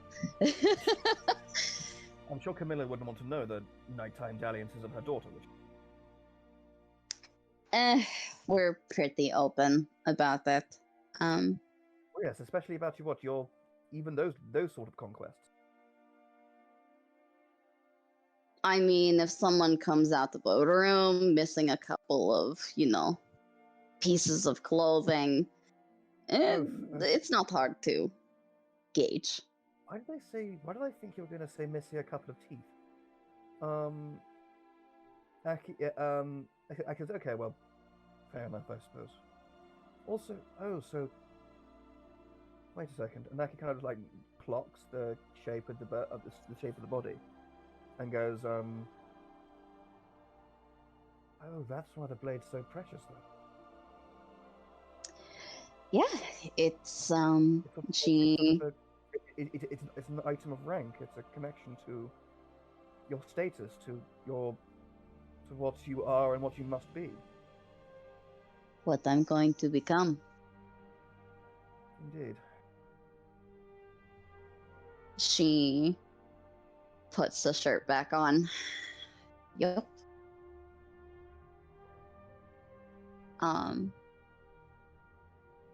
She looks a little uncomfortable as like the tone for her as she says that. Mm-hmm. And she gestures to Havelock. I'm sure you've seen this, but Havelock's got that giant octopus on him. Have I seen his octopus tattoo? I certainly You are the- fucking hope so. You were one of the first people to notice it. Oh, right, sorry. Yes, and it says like, yes, I have. Is that his rank of office? She looks to Havelock to let him explain. Because he likes octopuses. Octopi, sorry. Octopussies. Look, Does we that all say know in he's character?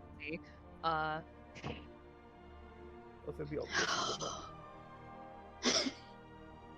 To answer your question, no, it is not part of his rank from the ship. Well, you have to say that Okay. in character. Fuck. And does Mev call it an octopussy in character as well? Oh my god. She probably would jokingly. But anyways, Havelock states that, and she just points to Havelock. The way that the nymphs do things, all pirates are different. So, I might have a tattoo, another pirate might have a piece of jewelry to symbolize their rank or their allegiance. Havelock's tattoo is a different story. I imagine it's probably connected to. If it's an octopus, I've seen him ask for the assistance of similar creatures. I imagine it's something to do with where his powers come from.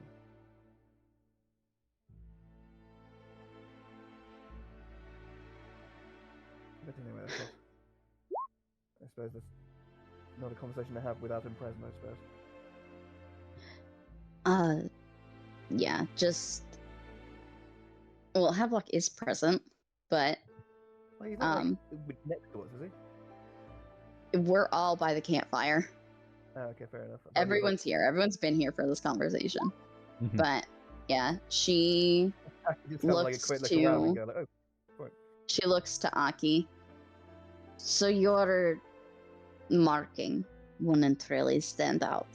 At most, if it were to do something arcane-like, someone would ask you what kind of enchantment it has. And lots of people get arcane tattoos. alright. You know what, it's only fair, I suppose. Anaki will rather meekly and sort of looking around, sort of also kind of like hunched over the shoulders, he will just take his teeth. You're not special. Yeah. Take his top grab his top at the bottom of it and just lift it off his head, showing off his titties. Mev's eyes immediately go to the mark. Yeah, the mark, it does look almost like halfway between a feather and a flame, and it seems to almost, in the light of the campfire, it seems to almost have like a sort of like rainbowy iridescence to it.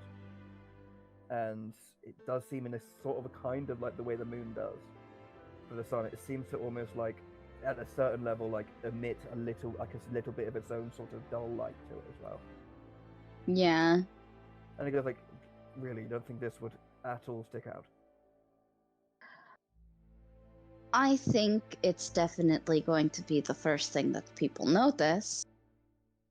So I'm gonna have to But I make don't think they'll ask a whole lot of questions unless you're particularly friendly.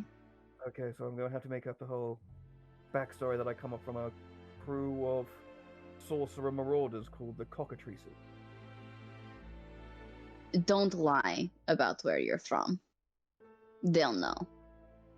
I'm sure they will. Frankly, I'm sure they'll. All you have to say is that you're part of the Talaria, which, by all intents and purposes, are mercenaries. You don't have to say anything else. Right. If they ask where you're from because your accent's weird, tell them you're from Naza. Fuck. Tell them that you were a merchant at one point, that you still are. You just aren't part of it right now. Okay. The best lies are half-truths. Exactly. She pats your shoulder. I'm learning. See, you can teach a new dog old tricks, whatever it is. She grins. Or just stick with me on her hablock. You're going to be fine. Well, I suppose if you want to be sort of a bending of the truth, the cover story, we could just say, "Oh, I'm an actual merchant, and you're my 2 bodyguards," or something. You could just say you're a friend of Mevelair Gatlin. And that would make what's your read on your reputation down in Port Honor? Would that incur people's wrath or people's trepidation? If I were to go to Naza and say that I was a friend of you, how do you think people would react?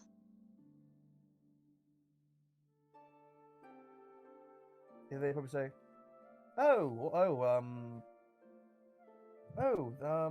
Ignatius's boy.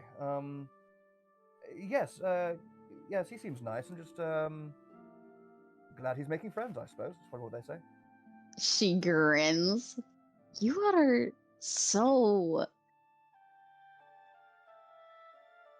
naive. If I were to go down there and say that I was a Cris Aventore's friend, at least 2 people who know who a Cris Aventore is. A surname, at least, yes. They probably would see you with an increased amount of reverence and sort of. They'd also think that I either shouldn't be fucked with, or that they can take advantage of it. And people are a lot nicer when they think they can take advantage of you. Until they actually take their advantage. Yes, but that's why I'm smart enough to notice. She grins. Quite frankly, I should be as well. So, if you were to say that you're a friend of Mevelair Gatlin in any sort of pirate area in Port Honor, they would probably say, and Aki kind of puts on a bit of a silly sort of what he thinks is a pirate accent. Oh no! And hold on, what should I be, Russian or Cockney? Fucking. Well, Mev's Russian. Yeah. So he goes, so he says like, I guess they say something like, oh you mean the girl, you mean Camilla's daughter? Oh, we don't want to fuck with her. Yes, you can. Yes, we won't pay you no mind. Yes, you can stay here. You can have these drinks. We won't kill you. You know, that kind of thing. It sounds like a bad Popeye impression. Yeah, it does. Yeah. Fucking Mev looks really annoyed at that. She rolls her eyes. Exactly. Or if you're in the rougher parts, though I would not recommend this. I'd recommend using my name first. It's bound to get a better reception. You can also Mouth use the game. Havelock's name. Oh, wait. So there's parts of Portona that even the great Mevela Gatlin fears to tread. No, it's that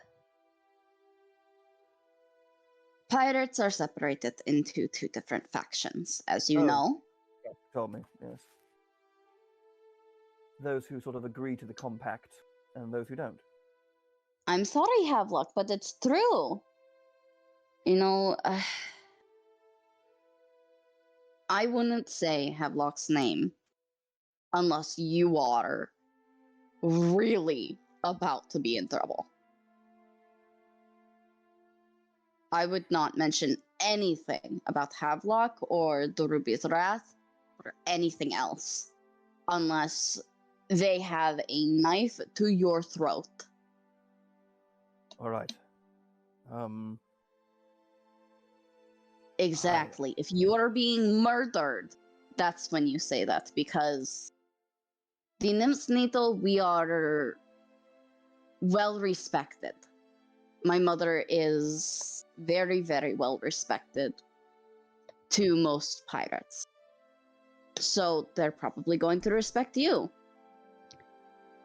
But other people. Havelock's family is more feared. And people do crazy things when they fear you. So if I was to proclaim the name of Havelock and his family, they'd imagine I was some sort of agent of death itself. More like they'd see you as an easy target for vengeance. Oh, they'd add me to a list of innumerable enemies associated with Havelock and his ilk. Then Exactly. I can imagine why that can be a lot. That may not be the best thing to do in a polite conversation. You're either going to get someone who is too cowardly to do anything once they hear that name, or you're going to get someone who really does not like you now. Okay, well, I'll try to be as kind and courteous as I always am, but I guess I suppose there's no fixing some people if they suddenly see me in a certain way. You... She leans over to you. Sure, like you were getting ransom. Wait. A ransom Fucking- note is the unlucky option. I thought the unluckiest option is me dead. The I think for the unluckiest ransom option note, is I'm us still getting alive. a ransom note and that you dying. Wait, they do that? They'd lie and double cross like that? They have looks at Havelock. in that situation. Like, they'd have you hear nothing this to guy? gain from killing me. They'd have nothing to gain from killing me, apart from just dirtying their blades. You know, Havelock's right. The worst fate is being taken. Taken by who? Whom? Sorry, it's whom, not who. Whom? Taken by not necessarily free pirates, but people like where Havelock comes from. What, like slavery or something, or Slavery, trafficking. Basically, they're gonna take you off the coast of here, and you're never gonna see anyone again.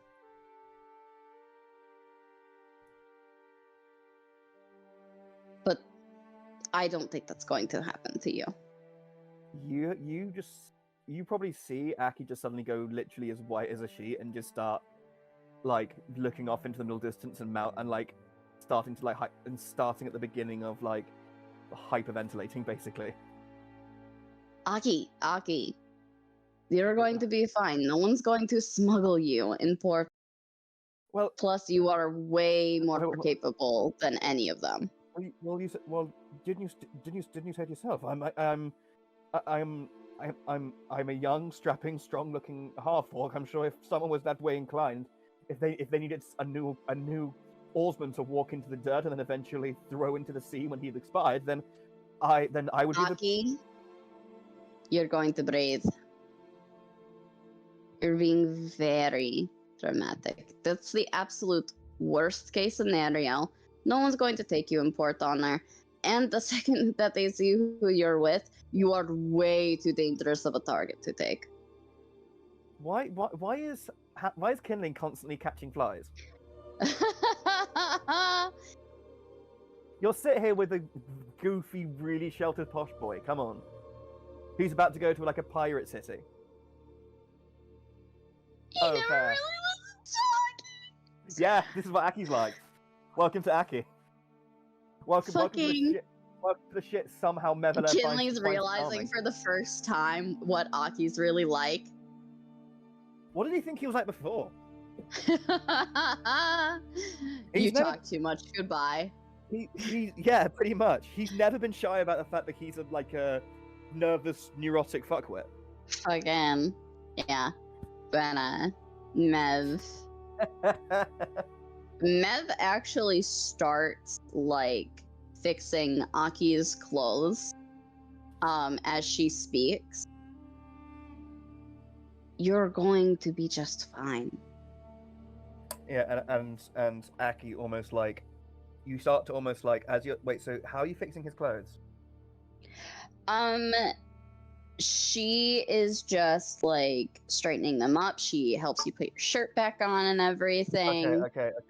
As you kind of like are fixing one of the buttons or like putting the shirt back on, when you say that, he just says he's like puts a like he's like with like quite a lot of urgency. He puts one of his hands on top of yours, and he just goes. She stops and looks up at you. And he looks like you dead in the eyes, and you can see there's like panic and terror behind them. And he says, "But you can't incontrovertibly promise that, can you?"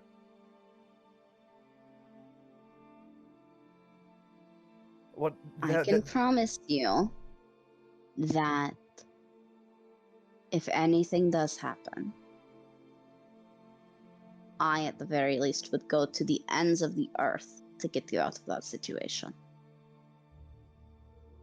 Well, hopefully it won't come to that, eh? And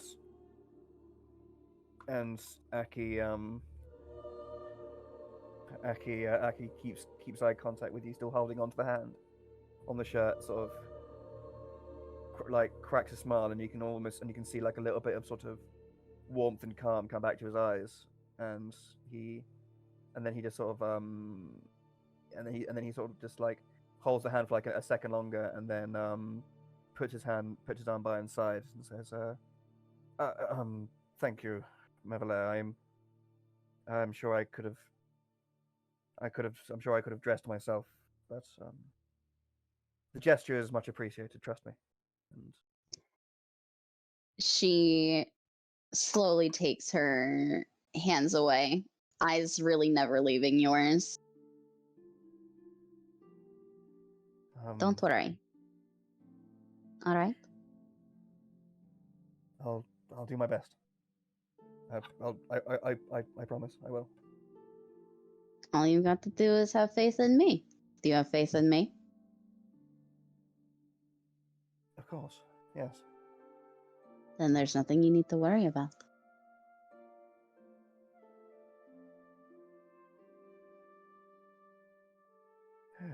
Okay.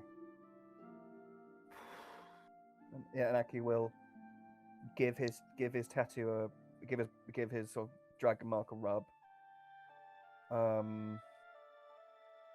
And just see who always go.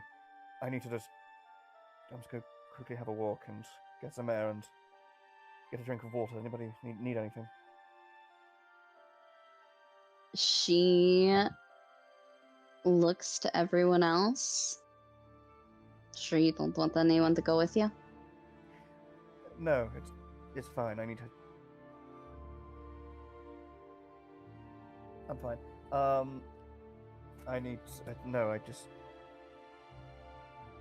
I just need to just have a quick moment. That's okay. She holds out her water skin. Mind filling this up? Of course. And Aki will take it from her. And will head over to where he put his bag, gets his water skin from that's tied to the side of it, and then he'll go over. Where's the alchemy jug? With Hablon. With Havelock. Always with Havelock. Yeah. Okay. Wait, can I just? I'll shout over from the other side of the camp and go, Havelock? Yeah. Perchance I could quickly borrow your alchemy jug. Perchance I could quickly borrow your alchemy jug, dear boy. What do you need it for? I don't trust you. You're gonna use the bathroom with it, aren't you?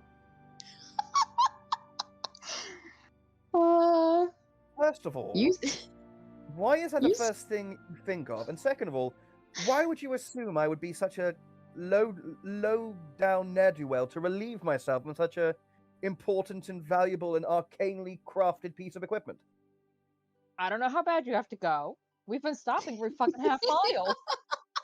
I'm kind of worried for your Nev health at this point. lays Have a look. back Have a look. and starts look, cackling. have a look. Look around you. We are surrounded by sodding trees. Have a look. A million, all of them have the possibility of being a lavatory. But why would I choose the one thing that could possibly be ruined by my effluence? Have a look. I don't know. Maybe you just want to be a bad boy for once. Fuck if I know. Exactly. Bad boy. Exactly. Exactly. Have a look. It sounds like you don't fucking know at all. And he'll go to your bag and get your alchemy Shit. jug. I'm gonna insight that. That sounded mean. That sounded like intentful. Yeah, you can insight. Havelock's, gonna try and grab your wrist. Fucking Insight. 9. She's thinking it's too funny. Okay, yeah, you're kind of. Aki does look sort of annoyed and frustrated. You get that sense from him, especially from what he said. Yeah. But you do get. But apart from that, you can't. Apart from just seeing you get a He's big sense irritated. of big sense of irritation and annoyance and frustration from him. You don't really see that much else. Yeah. All right. And Aki will go over to Havelock's bag and say, and go over there and get some fresh water, have a big swig of his water skin to finish that off, and then fill up his and Neverlair's. And then once they're full, stands up, has a big old stretch. Actually, I've got an idea. Tom. Yes. Can I hear any? Are there any nest of birds above us? Yeah, at this point, you can't really see any, but you do hear like the occasional hooting of an owl and such. Okay, Aki will use speak with animals. Okay. So he's going to use that, Interesting. and just to proclaim, he sort of like looks up into the trees and starts speaking in Druidic, so I presume the language of communing with animals, and we'll just say, denizens of the forest, if you can hear me, I have a warning. Prowling in the night is a small creature walking on two legs with a large, with a large amount of hair dangling face. He is a dwarf, and his name is, what's the name we got? You're gonna fucking warn them? Yeah, I am. What's the name of the dwarf again? Yeah, and he is a dwarf, and he's a dwarf. His name is Casmel Flaskbow, and he means nothing but your demises. You and your friends' demises. If you can, and if it's not too late, please do what you can to warn you and your friends and your neighbors that something dangerous prowls in the forest this night. Aki's one of those people that chains himself to a tree when they're about to bulldoze it. And then Aki while he's sort of sorting these things out, trying to listen out and see if he hears anything back, he'll keep Talk of Animals open because it lasts 10 minutes. Yeah. A few seconds before you hear somewhat in the distance, sort of echoing out. The rest of you just hear, just a hoot. But Aki, you just hear, what? In common.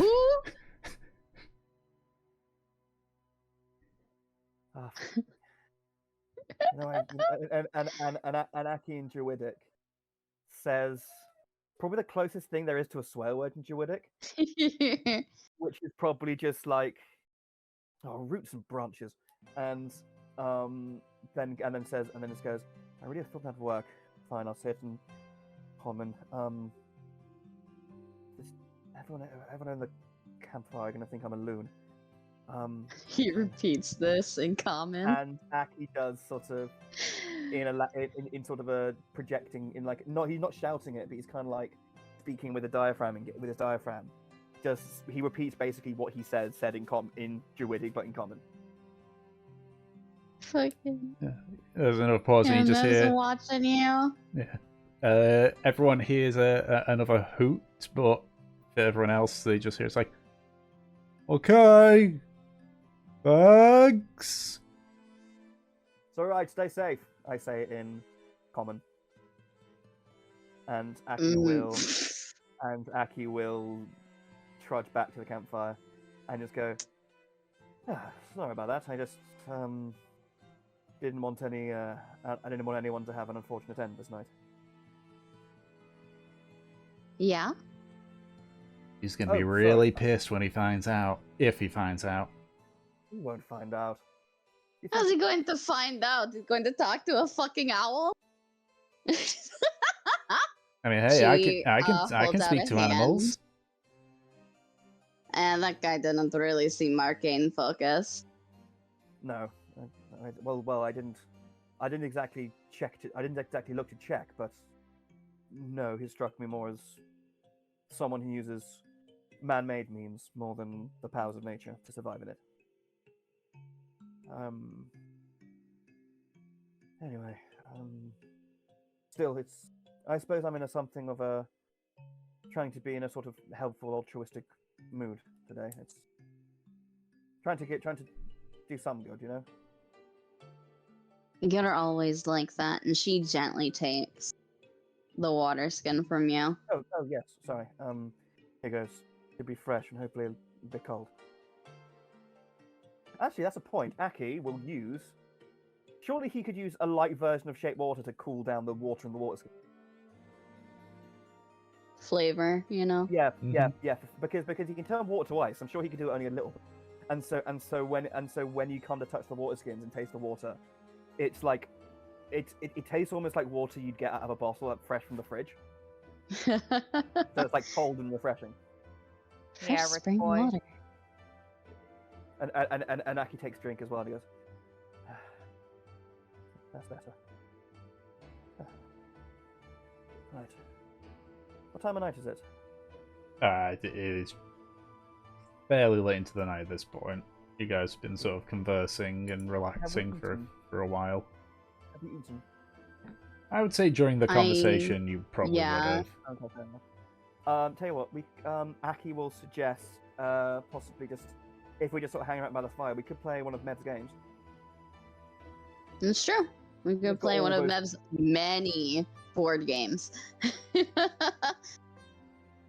Actually, no, when was the last time we played? What's it called? Three Dragon Ante. That was basically just like fucking like Yu-Gi-Oh, Mhm. but you know, Dungeons and Dragons-y. We Yep. made the rules to be. Yeah, we can. Mev will take out like a card game this time that everyone can play. Right. And also while they're playing, Aki is sort of playing and being convivial and chatting, but he goes out of his way to not catch Havelock's gaze and not look him in the eyes as they play. Think of many things. All right. We play cards for the night. Okie Not for the dokie. whole night. We got watches and shit today. I know, for the night before we go to sleep. Okay, fair enough. Okie dokie. So, several of you decide to play cards relatively decently into the night until eventually. Hold on. If we're playing, I need to check something. Oh no, I checked earlier, didn't I? We're fine. Okay. Yep. Keep going. You're fine. Until eventually it gets to the time where you have to do your watches. Okay. So who's going first? Mm. Who's coming with me? I can do it. Okay.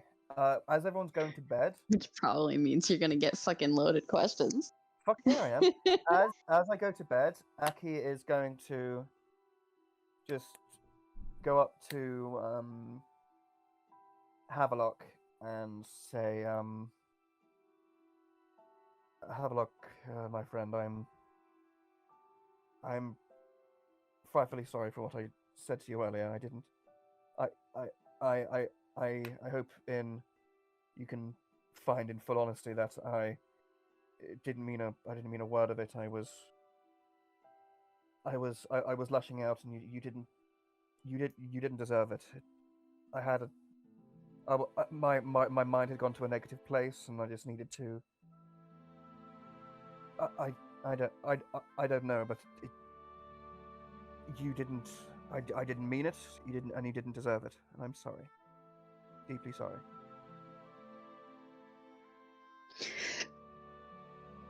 I have like 3 things to say to this.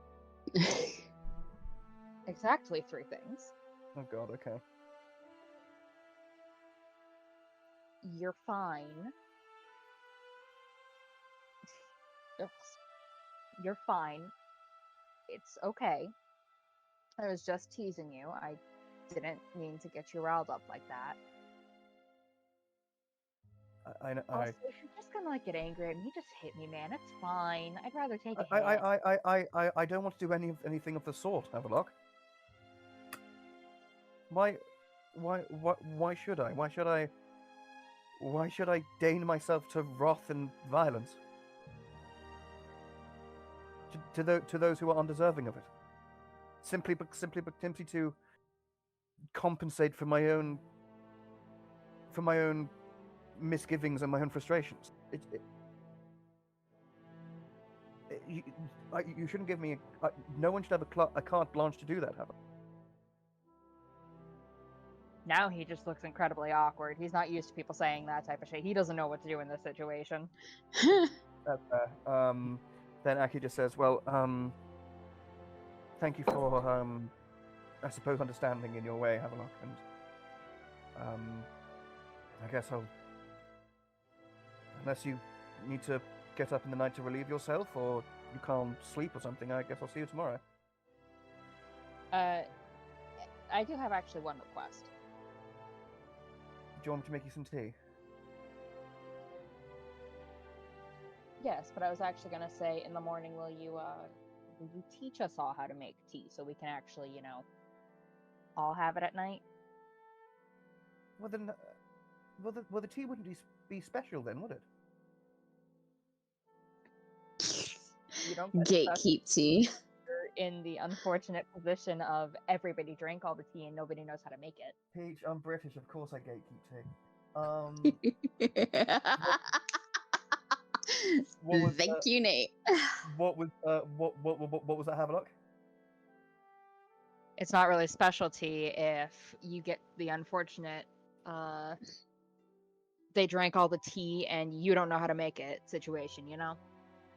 Okay, fine. I was just about to make that joke. God damn it, Kimberly. That's not We're all expected. robbing each other. And he goes like, understandable. I mean, there's nothing quite to it. It's more just having the provisions. I'll make a batch in the morning and show everybody. I'll be delighted to. And you know what? Why don't you join Kindling and I in the morning? We'll teach you how to make something. What do you What mean, is like it? how I to? don't know, but we'll teach you how to make something. What do you mean, like how to boil an egg or Do you know how to boil water, Aki? stir a pot? I do. I can. I think I can just. Hold on. Can I do it just with my mind? Do you know how to actually boil water, Aki? You have to ask this when he's the one that makes the fucking tea? No, because he sticks it in the fire. But I'm checking if it's part of like sheet water. You can make water boil. I don't think so. No, it's not. It's just you can freeze it. You can do it if you have heat metal. I do have heat metal. Yeah. Aki says, yes. You sort of just get a pan of the stuff and stick it over a fire, or in the other kind of heating elements, and you're done. Okay, that's a start. We can teach you how to boil an egg. Okay, don't you need to have any sort of seasoning in it, like salt, pepper, chives, anything like that? I don't think you're ready to handle seasoning. What, I need more seasoning, do I? I think it's too advanced for you, my friend. We remember. Alright, fine. I'm not. To be fair, this is your domain. I'm not going to refute it. I remember the debacle. I'm honestly surprised people still don't have food poisoning from that debacle me and Mevalem made a couple of weeks ago. How long do you think food poisoning lasts? Well, you tasted the food. It was terrible. Yeah, and it didn't kill us, so it only lasted a little while. It didn't last till death.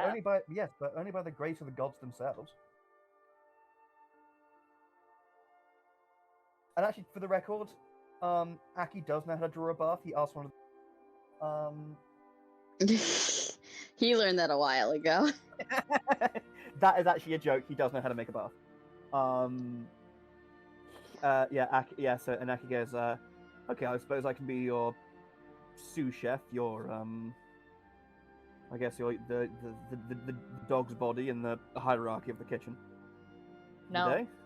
No. You are baby chef. Baby chef.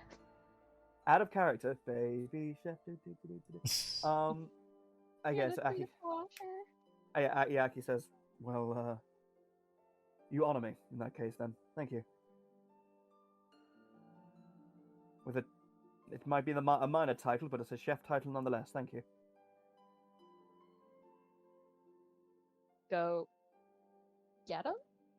And Halfwalk's just gonna like awkwardly pat Aki on the shoulder before going off a little ways to go to sleep. Yeah, and Aki says, dream of joyful things, Havelock. And he'll head off as well. And I will dream of sharks and crabs. Pretty much. And Aki will sit down by the fire, sit on a log or whatever, or just on the ground, crisscross applesauce, and Yeah. Excuse me, how did you just pronounce that? I can't believe you guys called it crisscross applesauce as well. Crisscross applesauce. That's how he said it. Ah.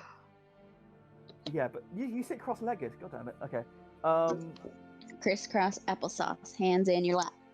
I'm taking 9 psychic damage, thank you. What, from dreaming about crabs? No, from the way you said that.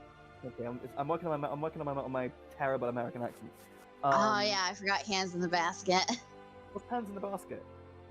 Is that another name for it? It's another version of like crisscross applesauce. Okay, that's good. Yeah, Aki will.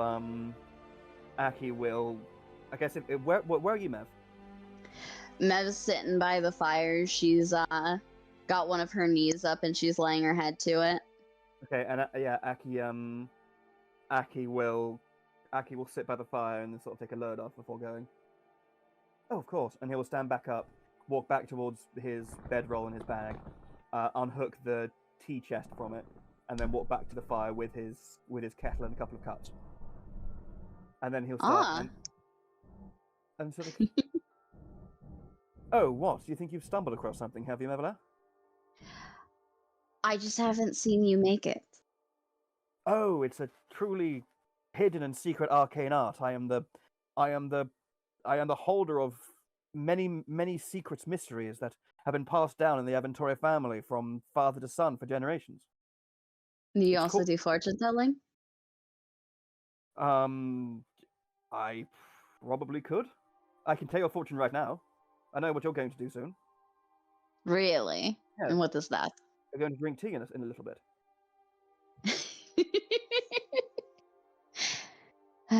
And Aki, She.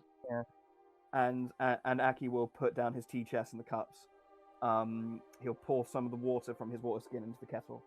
And you see him crack open his tea chest, and he starts sort of like muttering to himself, rifling through it, and then you hear him sort of like, "That'll be good. Hopefully, dreadfully low on things.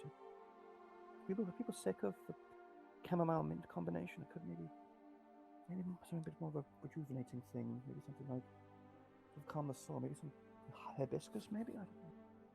And you see him sort of muttering to himself, and then he sort of looks over to you, Mev, and just goes, "Do you think they have a provisioner of tea in Port Honor? I'm running low on several things." Oh, definitely. Capital. Okay. This might have to be a bit of a jury-rigged thing. Perhaps the palate might not be right, but I make something at least serviceable. And Aki will.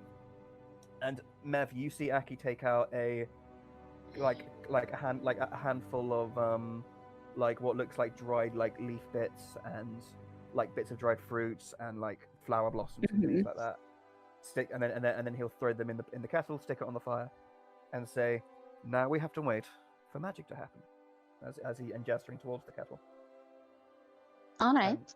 And I think if you have a look at the tea chest, it is quite. It's maybe the nicest, apart from like that doublet he has. It's probably the second. It's probably the nicest thing Aki has in his possession. Yeah, she's seen the tea chest a couple of times. Okay, good. And actually, no, he probably has. Actually, no, Aki has 3 fancy items. He has his doublet he wears for special occasions. He has, which is his. Literally, that's the fucking, I think, what's it called, clothes in. There's like fancy clothes, isn't there, or something? Yeah, that's his fine clothes from in his inventory.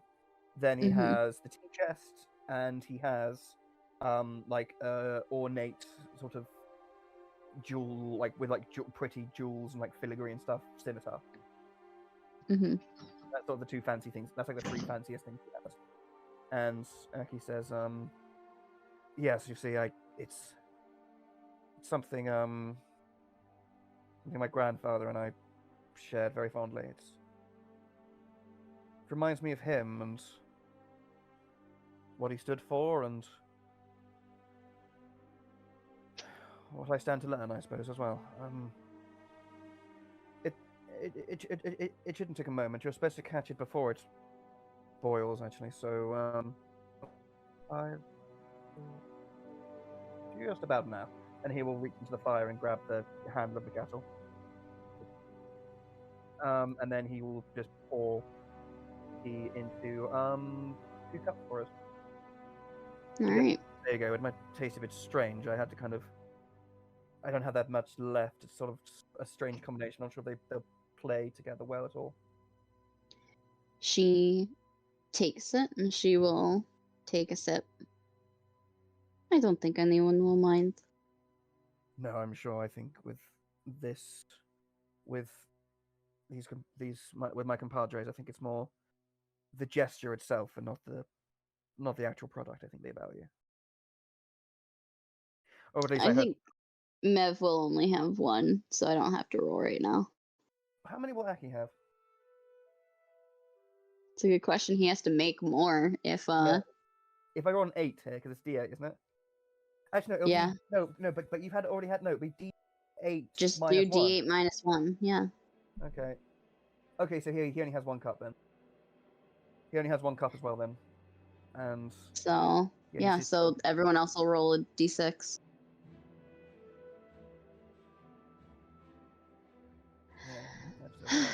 yeah, yeah, and Aki says, you know, I suppose that dagger you have, I suppose it's. Do you keep? I suppose. Do you think of all the things you have, that would be the one you would be the most sorry if you mislaid? You mean if I lost it? If Yes. it's something that I would grieve. Exactly. Yes.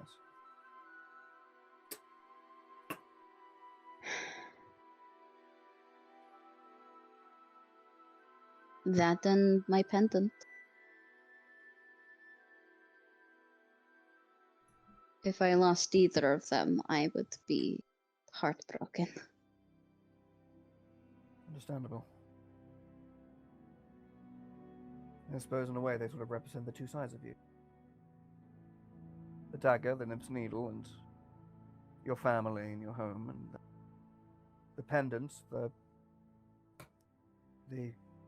great unknown, which is yourself, basically.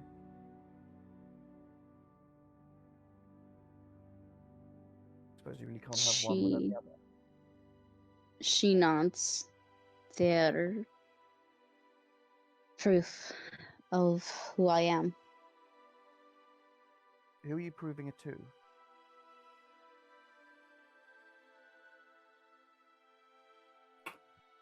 To myself. Right, I suppose. I suppose at times you must feel like you're in two different worlds, not quite fitting in either.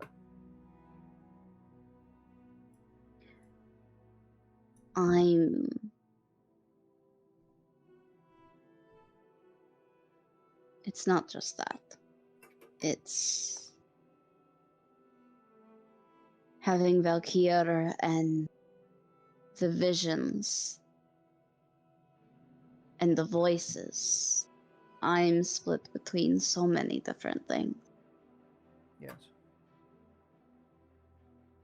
And sometimes it's hard to actually remember who I am, what I am. I mean, I've already forgotten a portion of it. What's who you were before Camilla found you? She nods. I don't want to lose any more of that. No, of course not. Of course not, but I suppose there's probably also a journey involved in who you will end up becoming as well. She nods. Does that give you pause and wariness? What the future and specifically your story might go next?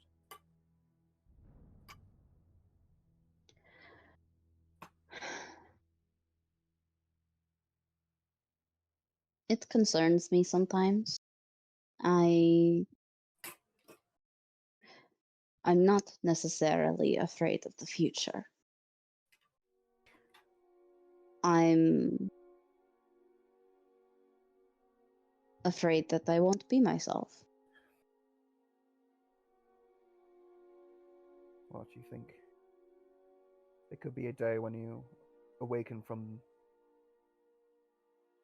I suppose, your own unique variation of sleep and you're looking through a different set of eyes.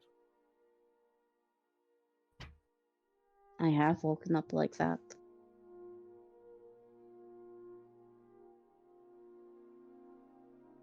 And wait, so do you have memories from this?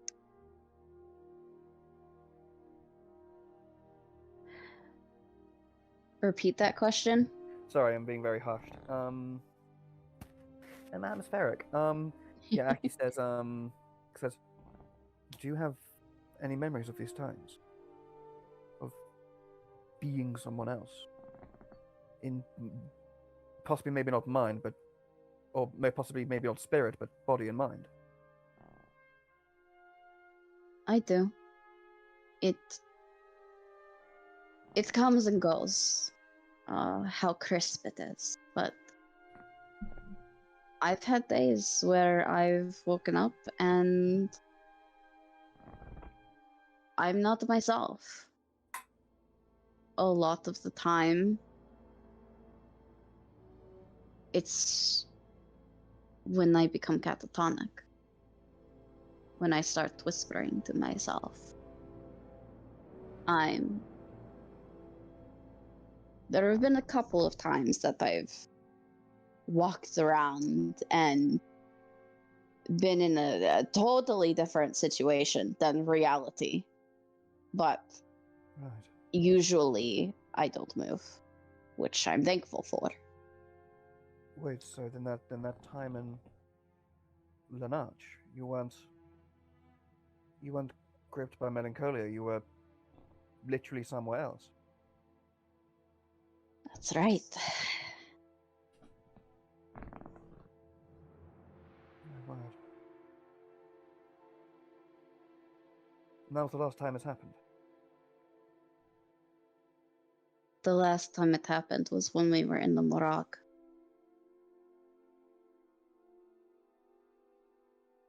When I hid in that tree. Oh, really? I thought your affliction there was from some sort of parasite or something, or a sort of toxin burrowing into you. Not. It was. The combination of the poison and what Havelock did made me separate.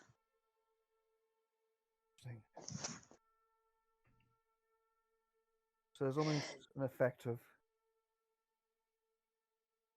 a certain amount of it. It can be triggered as if your mind, your spirit, your I don't know how to quite describe it. Your life force wishes to run away in the most fundamental way it can. Sometimes, if gripped with so many different variables of fear and distress. Yep. That's usually when it happens, is when I'm really stressed out. So, what happened in Lanache then? That triggered it.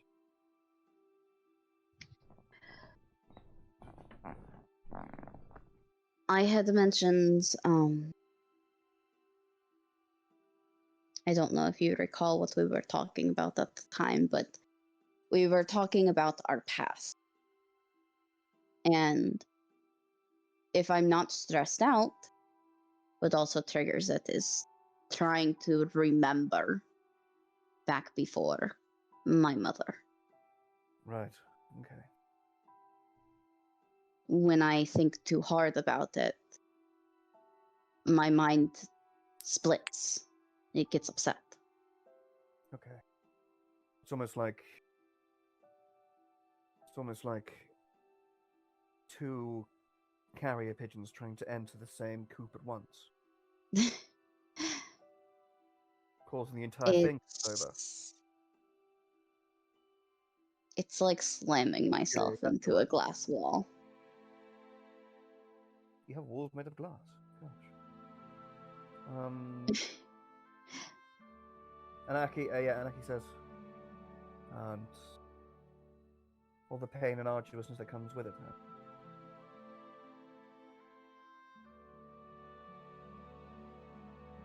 Well, I'm sorry, you cut off.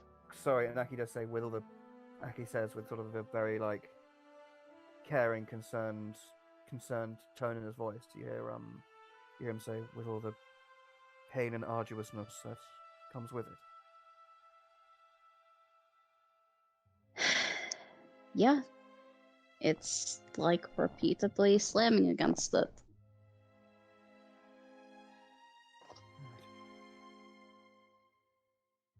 Is there anywhere you've found or read up or have any inclination towards that maybe could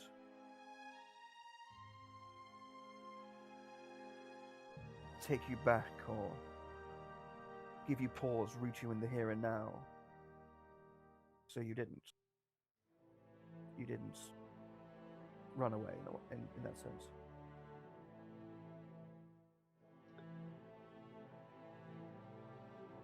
I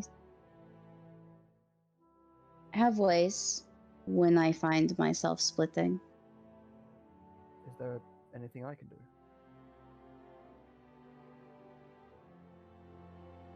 She looks at him for a long while. There's a long pause.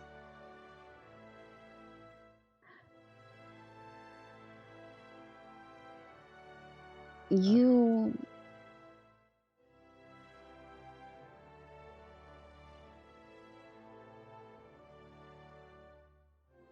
I don't know if you can ground me, but I know that if anything happens, you'll keep me safe. Well, of course. You're in a deeply vulnerable position, and you're someone I care about. Who would I be if I didn't in that situation? There was a little bit of a smile on her face, and it tightened. Can I insight that smile and tightening?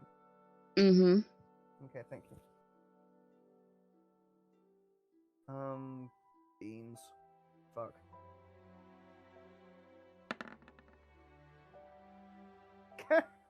Wow. Wow. She has someone in mind when you say that. Immediately. Oh, really? Okay. Wait, what did I say? You said, like, what kind of person would I be if I didn't, like, take care of you? Yeah, okay, well. And then Aki says, I mean, I last time I knew this happened, I gave you the smallest of gestures, and I don't know if it helped or not, but you appreciated it. I did appreciate it. It was comforting. Aki will go. Oh, hold on, I think I can see something. Give me 2 seconds. And Aki will. You see Aki stand up, walk a few paces into the darkness, and then he'll come back and holding a copy or like the same type of flower that was in the cup of dirt in Lanarch that was left outside the door, and hands it to you and says, "Oh, which you know they grow on that tree over there. I spotted them now." Mev beams at this.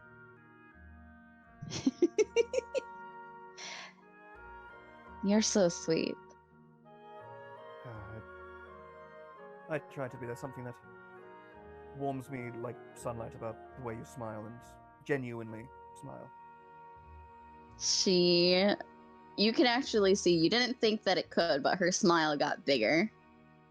And she tucks the flower into her hair. Cute. Aki will say, are you sure you don't want another cup of tea? If I say no, are you going to be upset? Sounds like she's teasing you. Mevla, you really think I'm the sort of person to be upset to refuse a cup of old fruit and leaf juice? I mean, it may lead to a slippery slope of some sort, but it won't do in the present moment. And Aki, I think I just want to know that you care about my opinion. Well, of course I do, Mevla. You're You know, Mevela, you've spent enough time with me to know that I do not know at all what I am doing. Your counsel is one of the most valuable things I possess. If possession is even the right word for it. In fact, it's not. One of the finest things I am bestowed is your counsel and your opinion.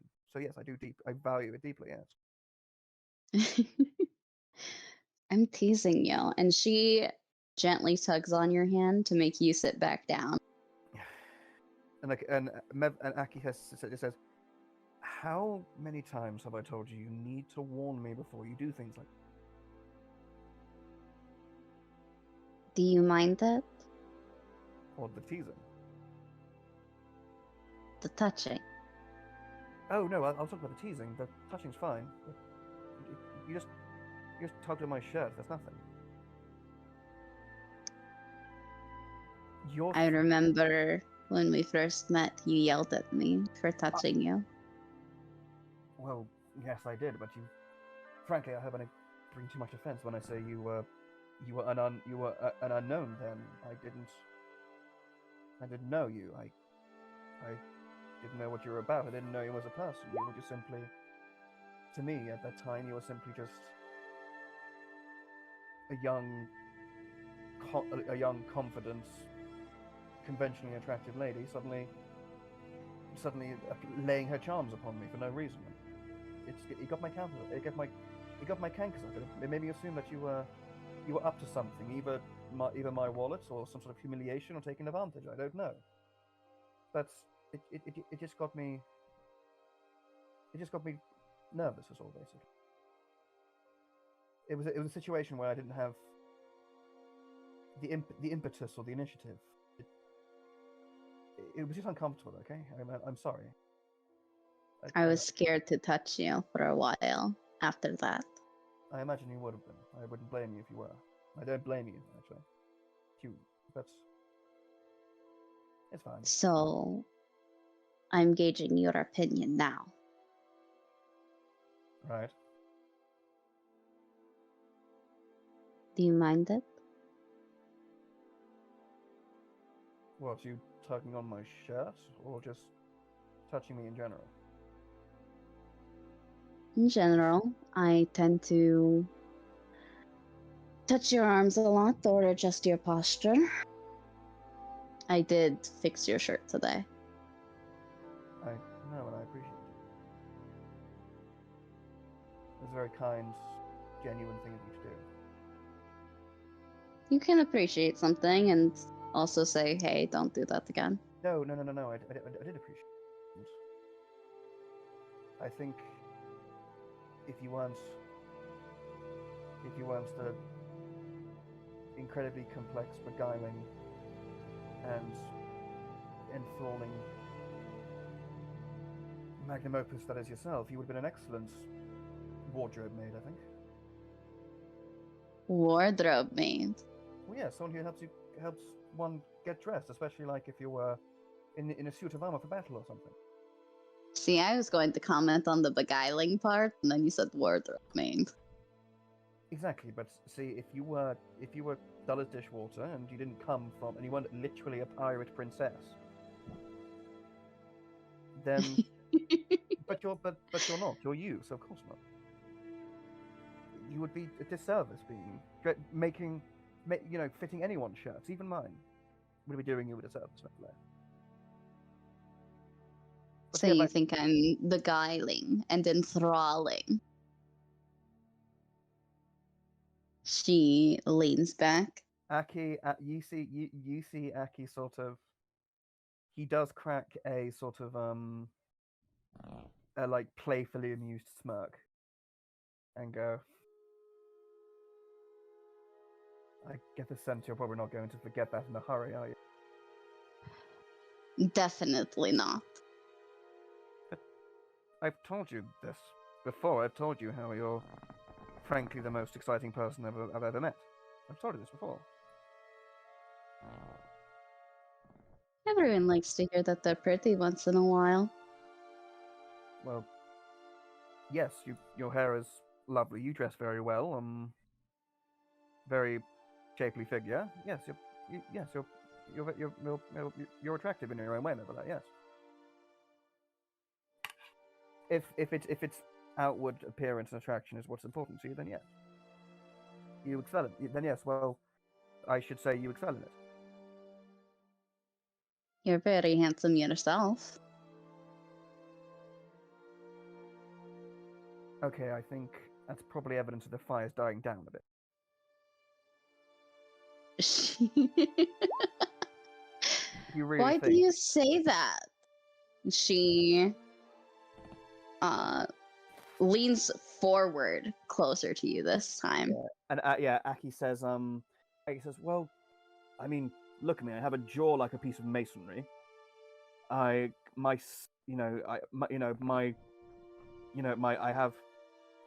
these big, gangly tusks like I'm about to tear into the hind leg of a deer.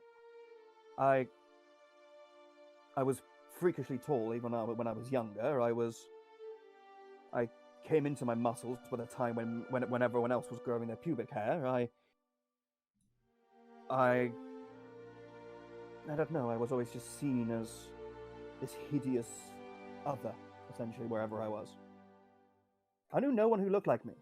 You must know that, Neverland. She So I was. I would hear silly little rhymes by I would hear silly little rhymes by younger children, and some people would not want to even look at me in the streets, and she gently touches your cheek. yes. Aki kind of like looks at She you first with like surprise and trepidation, but then kind of softens and relaxes. Yeah. She is kind of caressing your cheek, and her hand runs along your jaw. A strong jaw is very important, you know. And I've definitely wondered once or twice what it would be like to be kissed by someone with your tusks. I think they make you look quite strong and manly. Surely And wouldn't it cut your bottom lip? Wouldn't it?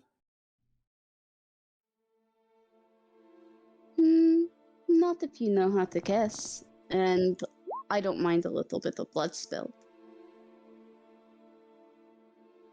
You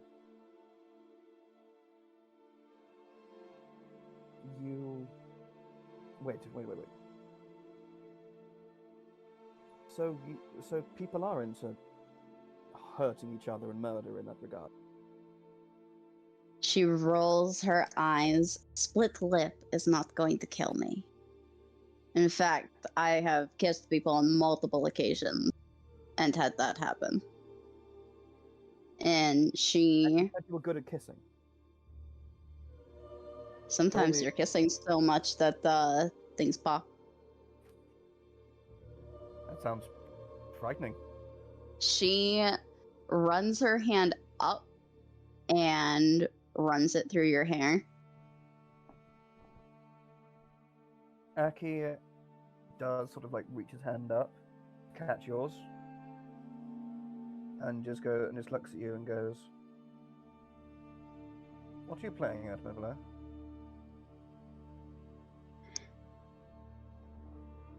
I want you to know how I see you. As a handsome, posh goofball and a fool. That's right. I...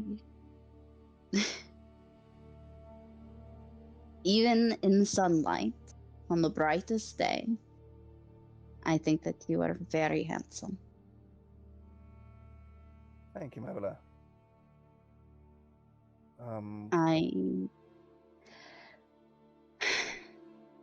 I love your tusks and your dark hair and your very kind eyes. And what color are my eyes? He has sort of like deep. Yeah, his eyes are sort of like a deep sort of hazily brown. And he goes, well, what kind of eyes have you got, Mevla? Her eyes are rather unusual for her coloring, especially since I mean, she's got fiery red hair, of course. She's got weird eyes. But her eyes are kind of like an emeraldy green. Mm-hmm. Yeah. Aki just kind of looks into her eyes and says,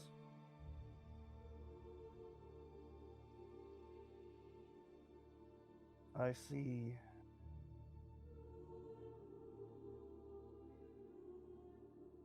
I see passion, kindness, and worlds and places beyond infinity in yours.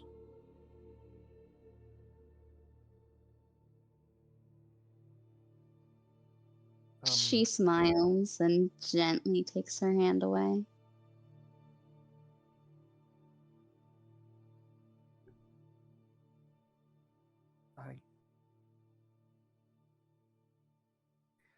Mevla, I think I've understood your feelings for a while now. And at first,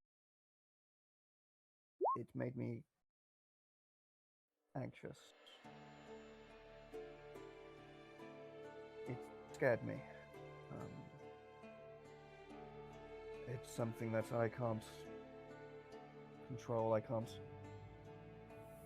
It's a fire I can't dampen or put out if it threatens to set the canopy ablaze. But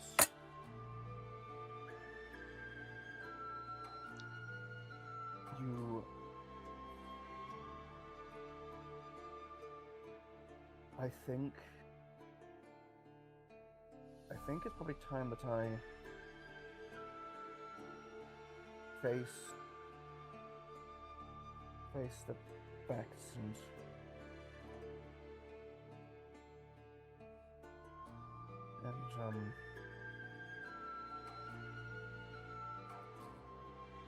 enjoy the beauty and the heat and the roar of the fire. So you were asking if I valued your opinion, and I do. So I trust in kind you value mine. That's right. Well then, in that case, believe me when I say that I've been weighing this on my mind for a great deal of time. And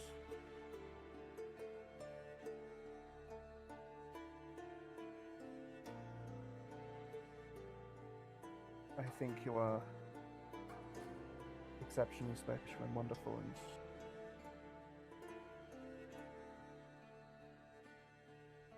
unspeakably amazing yourself.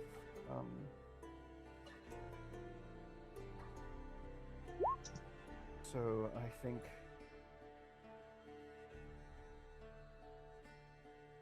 I damn what people might think, or my family, or those shitty little kids who used to call me monster and beast and whatever. I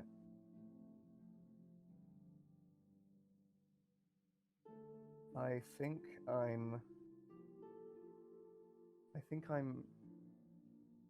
am in love with you, Mev.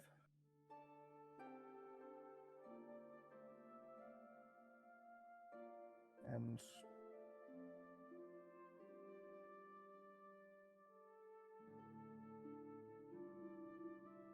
it would, and if it's still on the table, you can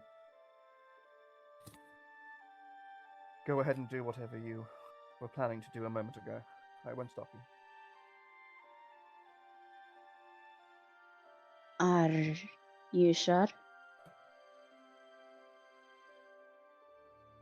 I'm not, and maybe that's the best thing about it. She starts to lean in. You see Aki start to tense up a little bit, almost out of this like gut reaction, but then he kind of like just you see him start to relax a little bit. You remember what I told you, right? You told me About so many things, Mother. about if you were to reciprocate.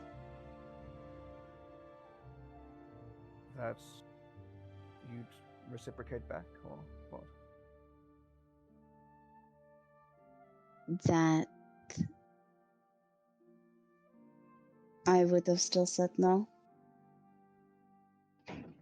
Because you would assume that I would be doing it out of obligation, or fear of offending you, or to keep you happy.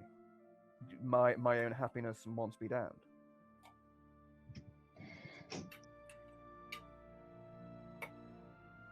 She takes a deep breath and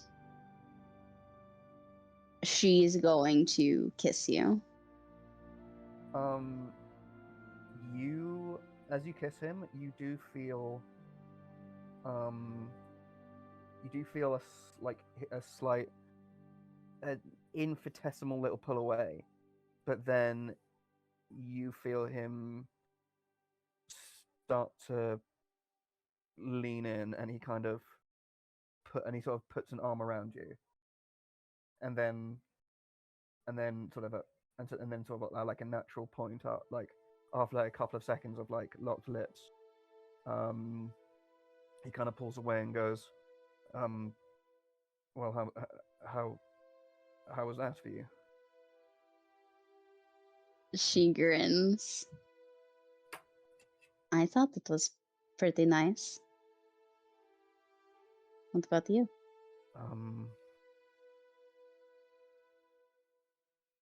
It was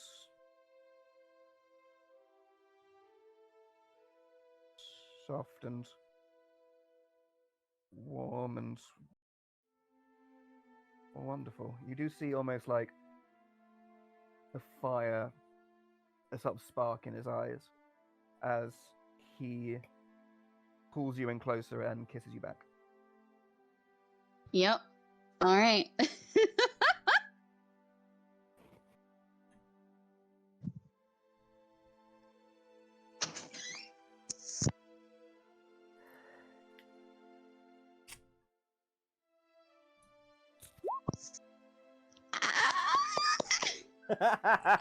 Yeah, you know Oh what? yeah, there's gonna be stuff after this. Don't worry. But for now, we're gonna enjoy it.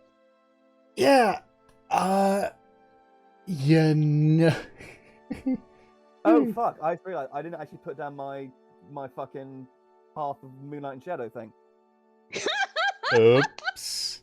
Okay, so no one I gets don't a even know if plus we're 5. doing perception checks right now. Yeah, actually, that's funny. I think we're too sort of enraptured in each other to even notice anything around. Yeah. Yeah, I think we just naturally roll like this. Whatever happens to this. You know what? Okay. How far do we get? I can't imagine Aki getting too far, but No, he doesn't. I just want to know like the extent. He doesn't. Aki says we sort of like probably would like make out for a bit, and then like I think we would make out for a bit and kind of like hold each other in our arms, and then I think anytime like you try to get like below the belt, Aki will kind of take your hands and sort of put them somewhere else, like on his bum or like on his hips or something like that. You would only have to do that once. I know. Meb would be like, okay. And then Aki, and then I think Aki does sort of whisper, just saying like, let's not fly before we can crawl, okay?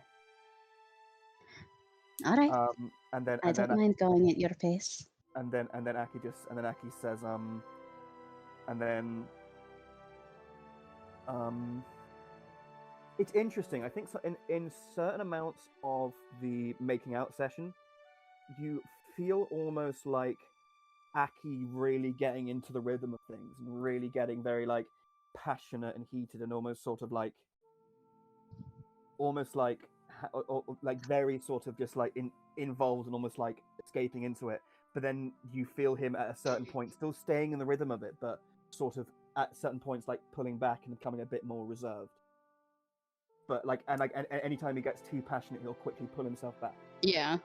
And then eventually it ends with I guess Aki would say let's not do anything too serious. No,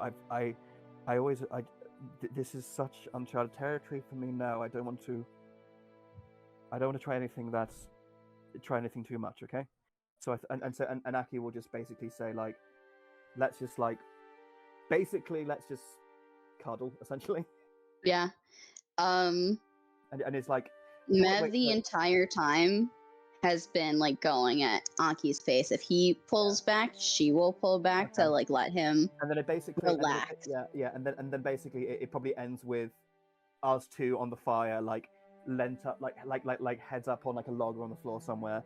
Probably like Aki big spoon, Mev little spoon, and Mev you're just like in his arms and you can smell. There's like a certain remnant of the tea, and then there's sort of just like a bit like to be fair, there's probably a bit too much BO for your liking, but yeah. But to be fair, we probably both stink actually. Yeah, we've been traveling all day. Whatever. Yeah. So there's some right smells, but hey, we fancy each other. And then so basically we just end up sort of just I guess it's like spooning and like probably just like caressing and like fondling each other like casually and probably just like whispering just like silly little sweet nothings until whenever the time goes for us to end our watch. But yeah, but yeah, we don't go to we probably don't actually look for anything. Mm-hmm. It's taking us all 6 minutes. It's all Ed. This is an important moment. This is character. It is an important moment. I imagine they lose just like a tiny bit track of time, and then they go, "Oh shit! Wait, we're supposed to wake people." Yeah. Aki goes, oh, by the stars. I think this might have been a situation of right place, wrong time. We might need to. Aki will very quickly, like, basically once they kind of snap to and stop, swimming in each other's eyes, they will. Aki will suddenly snap to, and can I do, because I'm all flustered and like I'm not really focusing, and I'm all panicked. Can I do a perception check with disadvantage, please? Sure. Mev is just like slowly fixing herself. Like she fixes her hair and her clothes. Oh yeah. Aki probably does look quite scruffy. Do you wear makeup, Mevela? A little bit, yeah.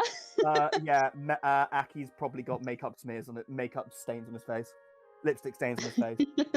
Well, to be fair, it depends if you were like kissing other bits, not just the mouth. Probably just his face. Yeah. What you went? Or I don't know. I think would Aki have gone to try to do some neck kissing as well? I don't know. Anyway, so yeah, I'm gonna do a perception check with disadvantage. Bing, bang, bang, bing, bang. Aki takes a quick look around of that is, guys. Well, it's still an 18. Well, the rest of the party ain't dead. You can at the very least confirm that. Okay, fair enough. Yeah, Mev is like she runs a hand through her like water skin and slowly like fixes her smudged makeup. Yeah, All right, Aki, you want gambling or have luck? Aki will sort of. Did she stand up by herself? Yeah, she does. Aki will sort of say, tell you what, I wake Havelock, you wake Kindling, but one very quick thing before we do that. And Mhm. Aki will walk over and give her another snog. Yeah. And then say, that's my way. And Aki says, let that be a sweet dreams wish for you. And Aki will head to Havelock's to Havelock's bedroll. Valkyr can feel Mev like practically like buzzing right now. She's gonna go get Kindling, wake them up. Okie dokie. Yeah, and Havelock goes, no, Aki goes over to Havelock and goes, psst, Havelock, my boy. What? It's time for your watch. There is some, there should be some tea on the fire. Yeah, we barely drank any of it. If although it might have been spilt, I can't quite remember, but so there should just be a few cups, a good cup, it's maybe 6 cups of it for you and Kindling, just so you know. And yes, I will show you how to do it in the morning. Aki, shut the fuck up. All right, sorry. Sorry, go. Yes, all right. Where's He's had a night. where's my bedroll? Okay. And Aki will just go and collapse on his bed, but you can hear him. But if anyone is actually Mev, where's your bedroll compared to Aki's? You think? I imagine most of their sleeping quarters are nearby Mev's tent. That's true. You haven't got a tent in the way because Aki's kind of you can hear almost Aki just like murmuring to himself, like very lightly murmuring to.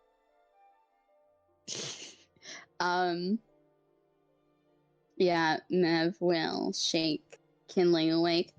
Kindling, time for your watch.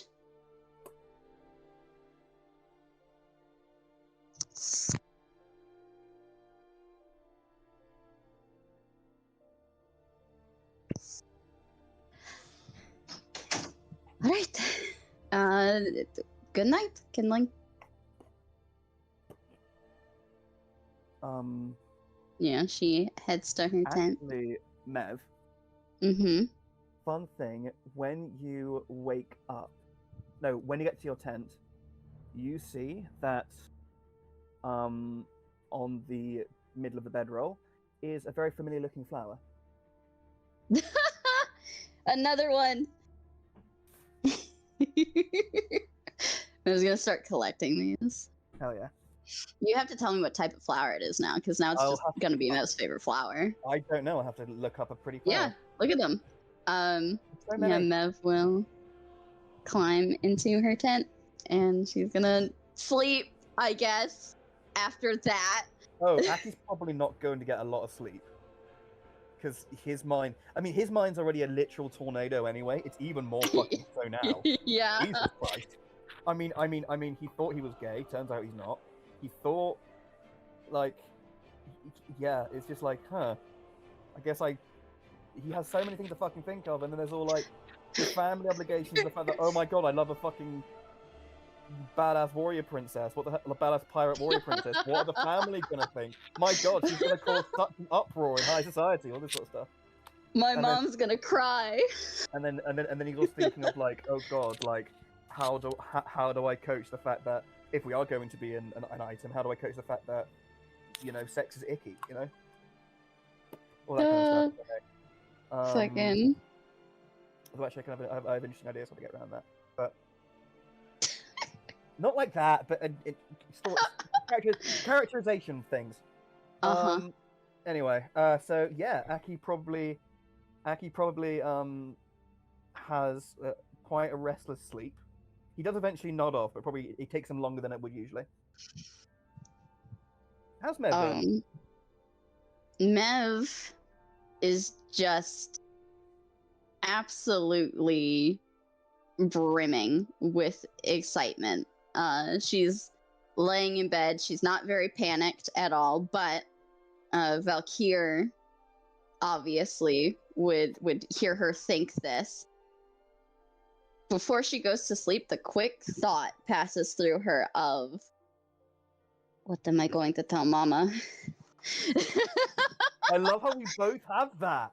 Yeah. That's awesome. Okay, that's so great. You go to sleep before you before, I was about to say before Killen said there. Like as you go to sleep, like you don't know if you actually hear it or not, but you swear you hear Valkyr just like almost like ponder that and then just go, "Oh shit."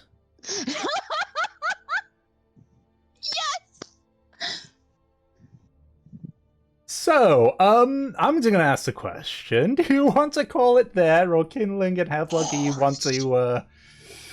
Do you want to do anything? Because I feel some people are on the verge of screaming right now. This feels like an amazing place to call it. Well, Kindling has said he would greatly prefer to call it there. Got it. Yeah, that's fair. So, I'm good leaving it. okie Fucking hell. dokie. Yeah, let's I call holy it good. shit. Let's call it good for this session. I need to wrap my head in a duvet and scream into it now, don't mind me. Oh my god, Aki, in the middle of his confession, I literally could feel like the scream in my throat. Yeah, yeah. Are those? Can I just check? Are those good screams? Yeah. Oh, they're great screams. I was so excited. I was like, it's coming? Oh my god, it's happening. This is happening. Yeah. Probably one of the most anticipated hookups since since Nem and Fortune. Oh really? my god. We got it! We got it! We've been waiting for this I think we've been for waiting for this since... months. Yeah, literal months. Heck, in game, like the second that frickin' Aki gave Mev that flower in Lenarch, like we could all feel it. It took traveling halfway across the Republic. But they fucking did it. Ladies and gentlemen, we got him. Holy shit. Ooh. The girl who always fucks and the boy who never does have finally hooked up. Okay. God, that's gonna be, Oh my god. Ooh. Is Mev monogamous now? I don't know. Is she? Oh my god. That's She up- probably is. That's up to her But puppeteer to that's- figure out. Yeah, that's something that like they have a lot to discuss. Yeah, Yeah, they yes, do. you've do. opened a can of worms. Just watch I them, mean, are we gonna watch have them. to share a tent now? Do I get to sleep in your tent? Oh my god. Hmm? Depends on if they're public. Also, yeah, that's true. Also, I mean, the first thing I probably would talk to Mev about, no, not me, no, I mean, Aki would talk to Mev about, is like, when do we tell the others? Yeah. Which, to be fair, I think How even? Aki's probably on the side of just, fuck it, get it over with, just tell them outright. We're a couple now. Meanwhile, I know that Mev is on the side of we cannot say anything right now, okay? This feels so much like Romeo and Juliet.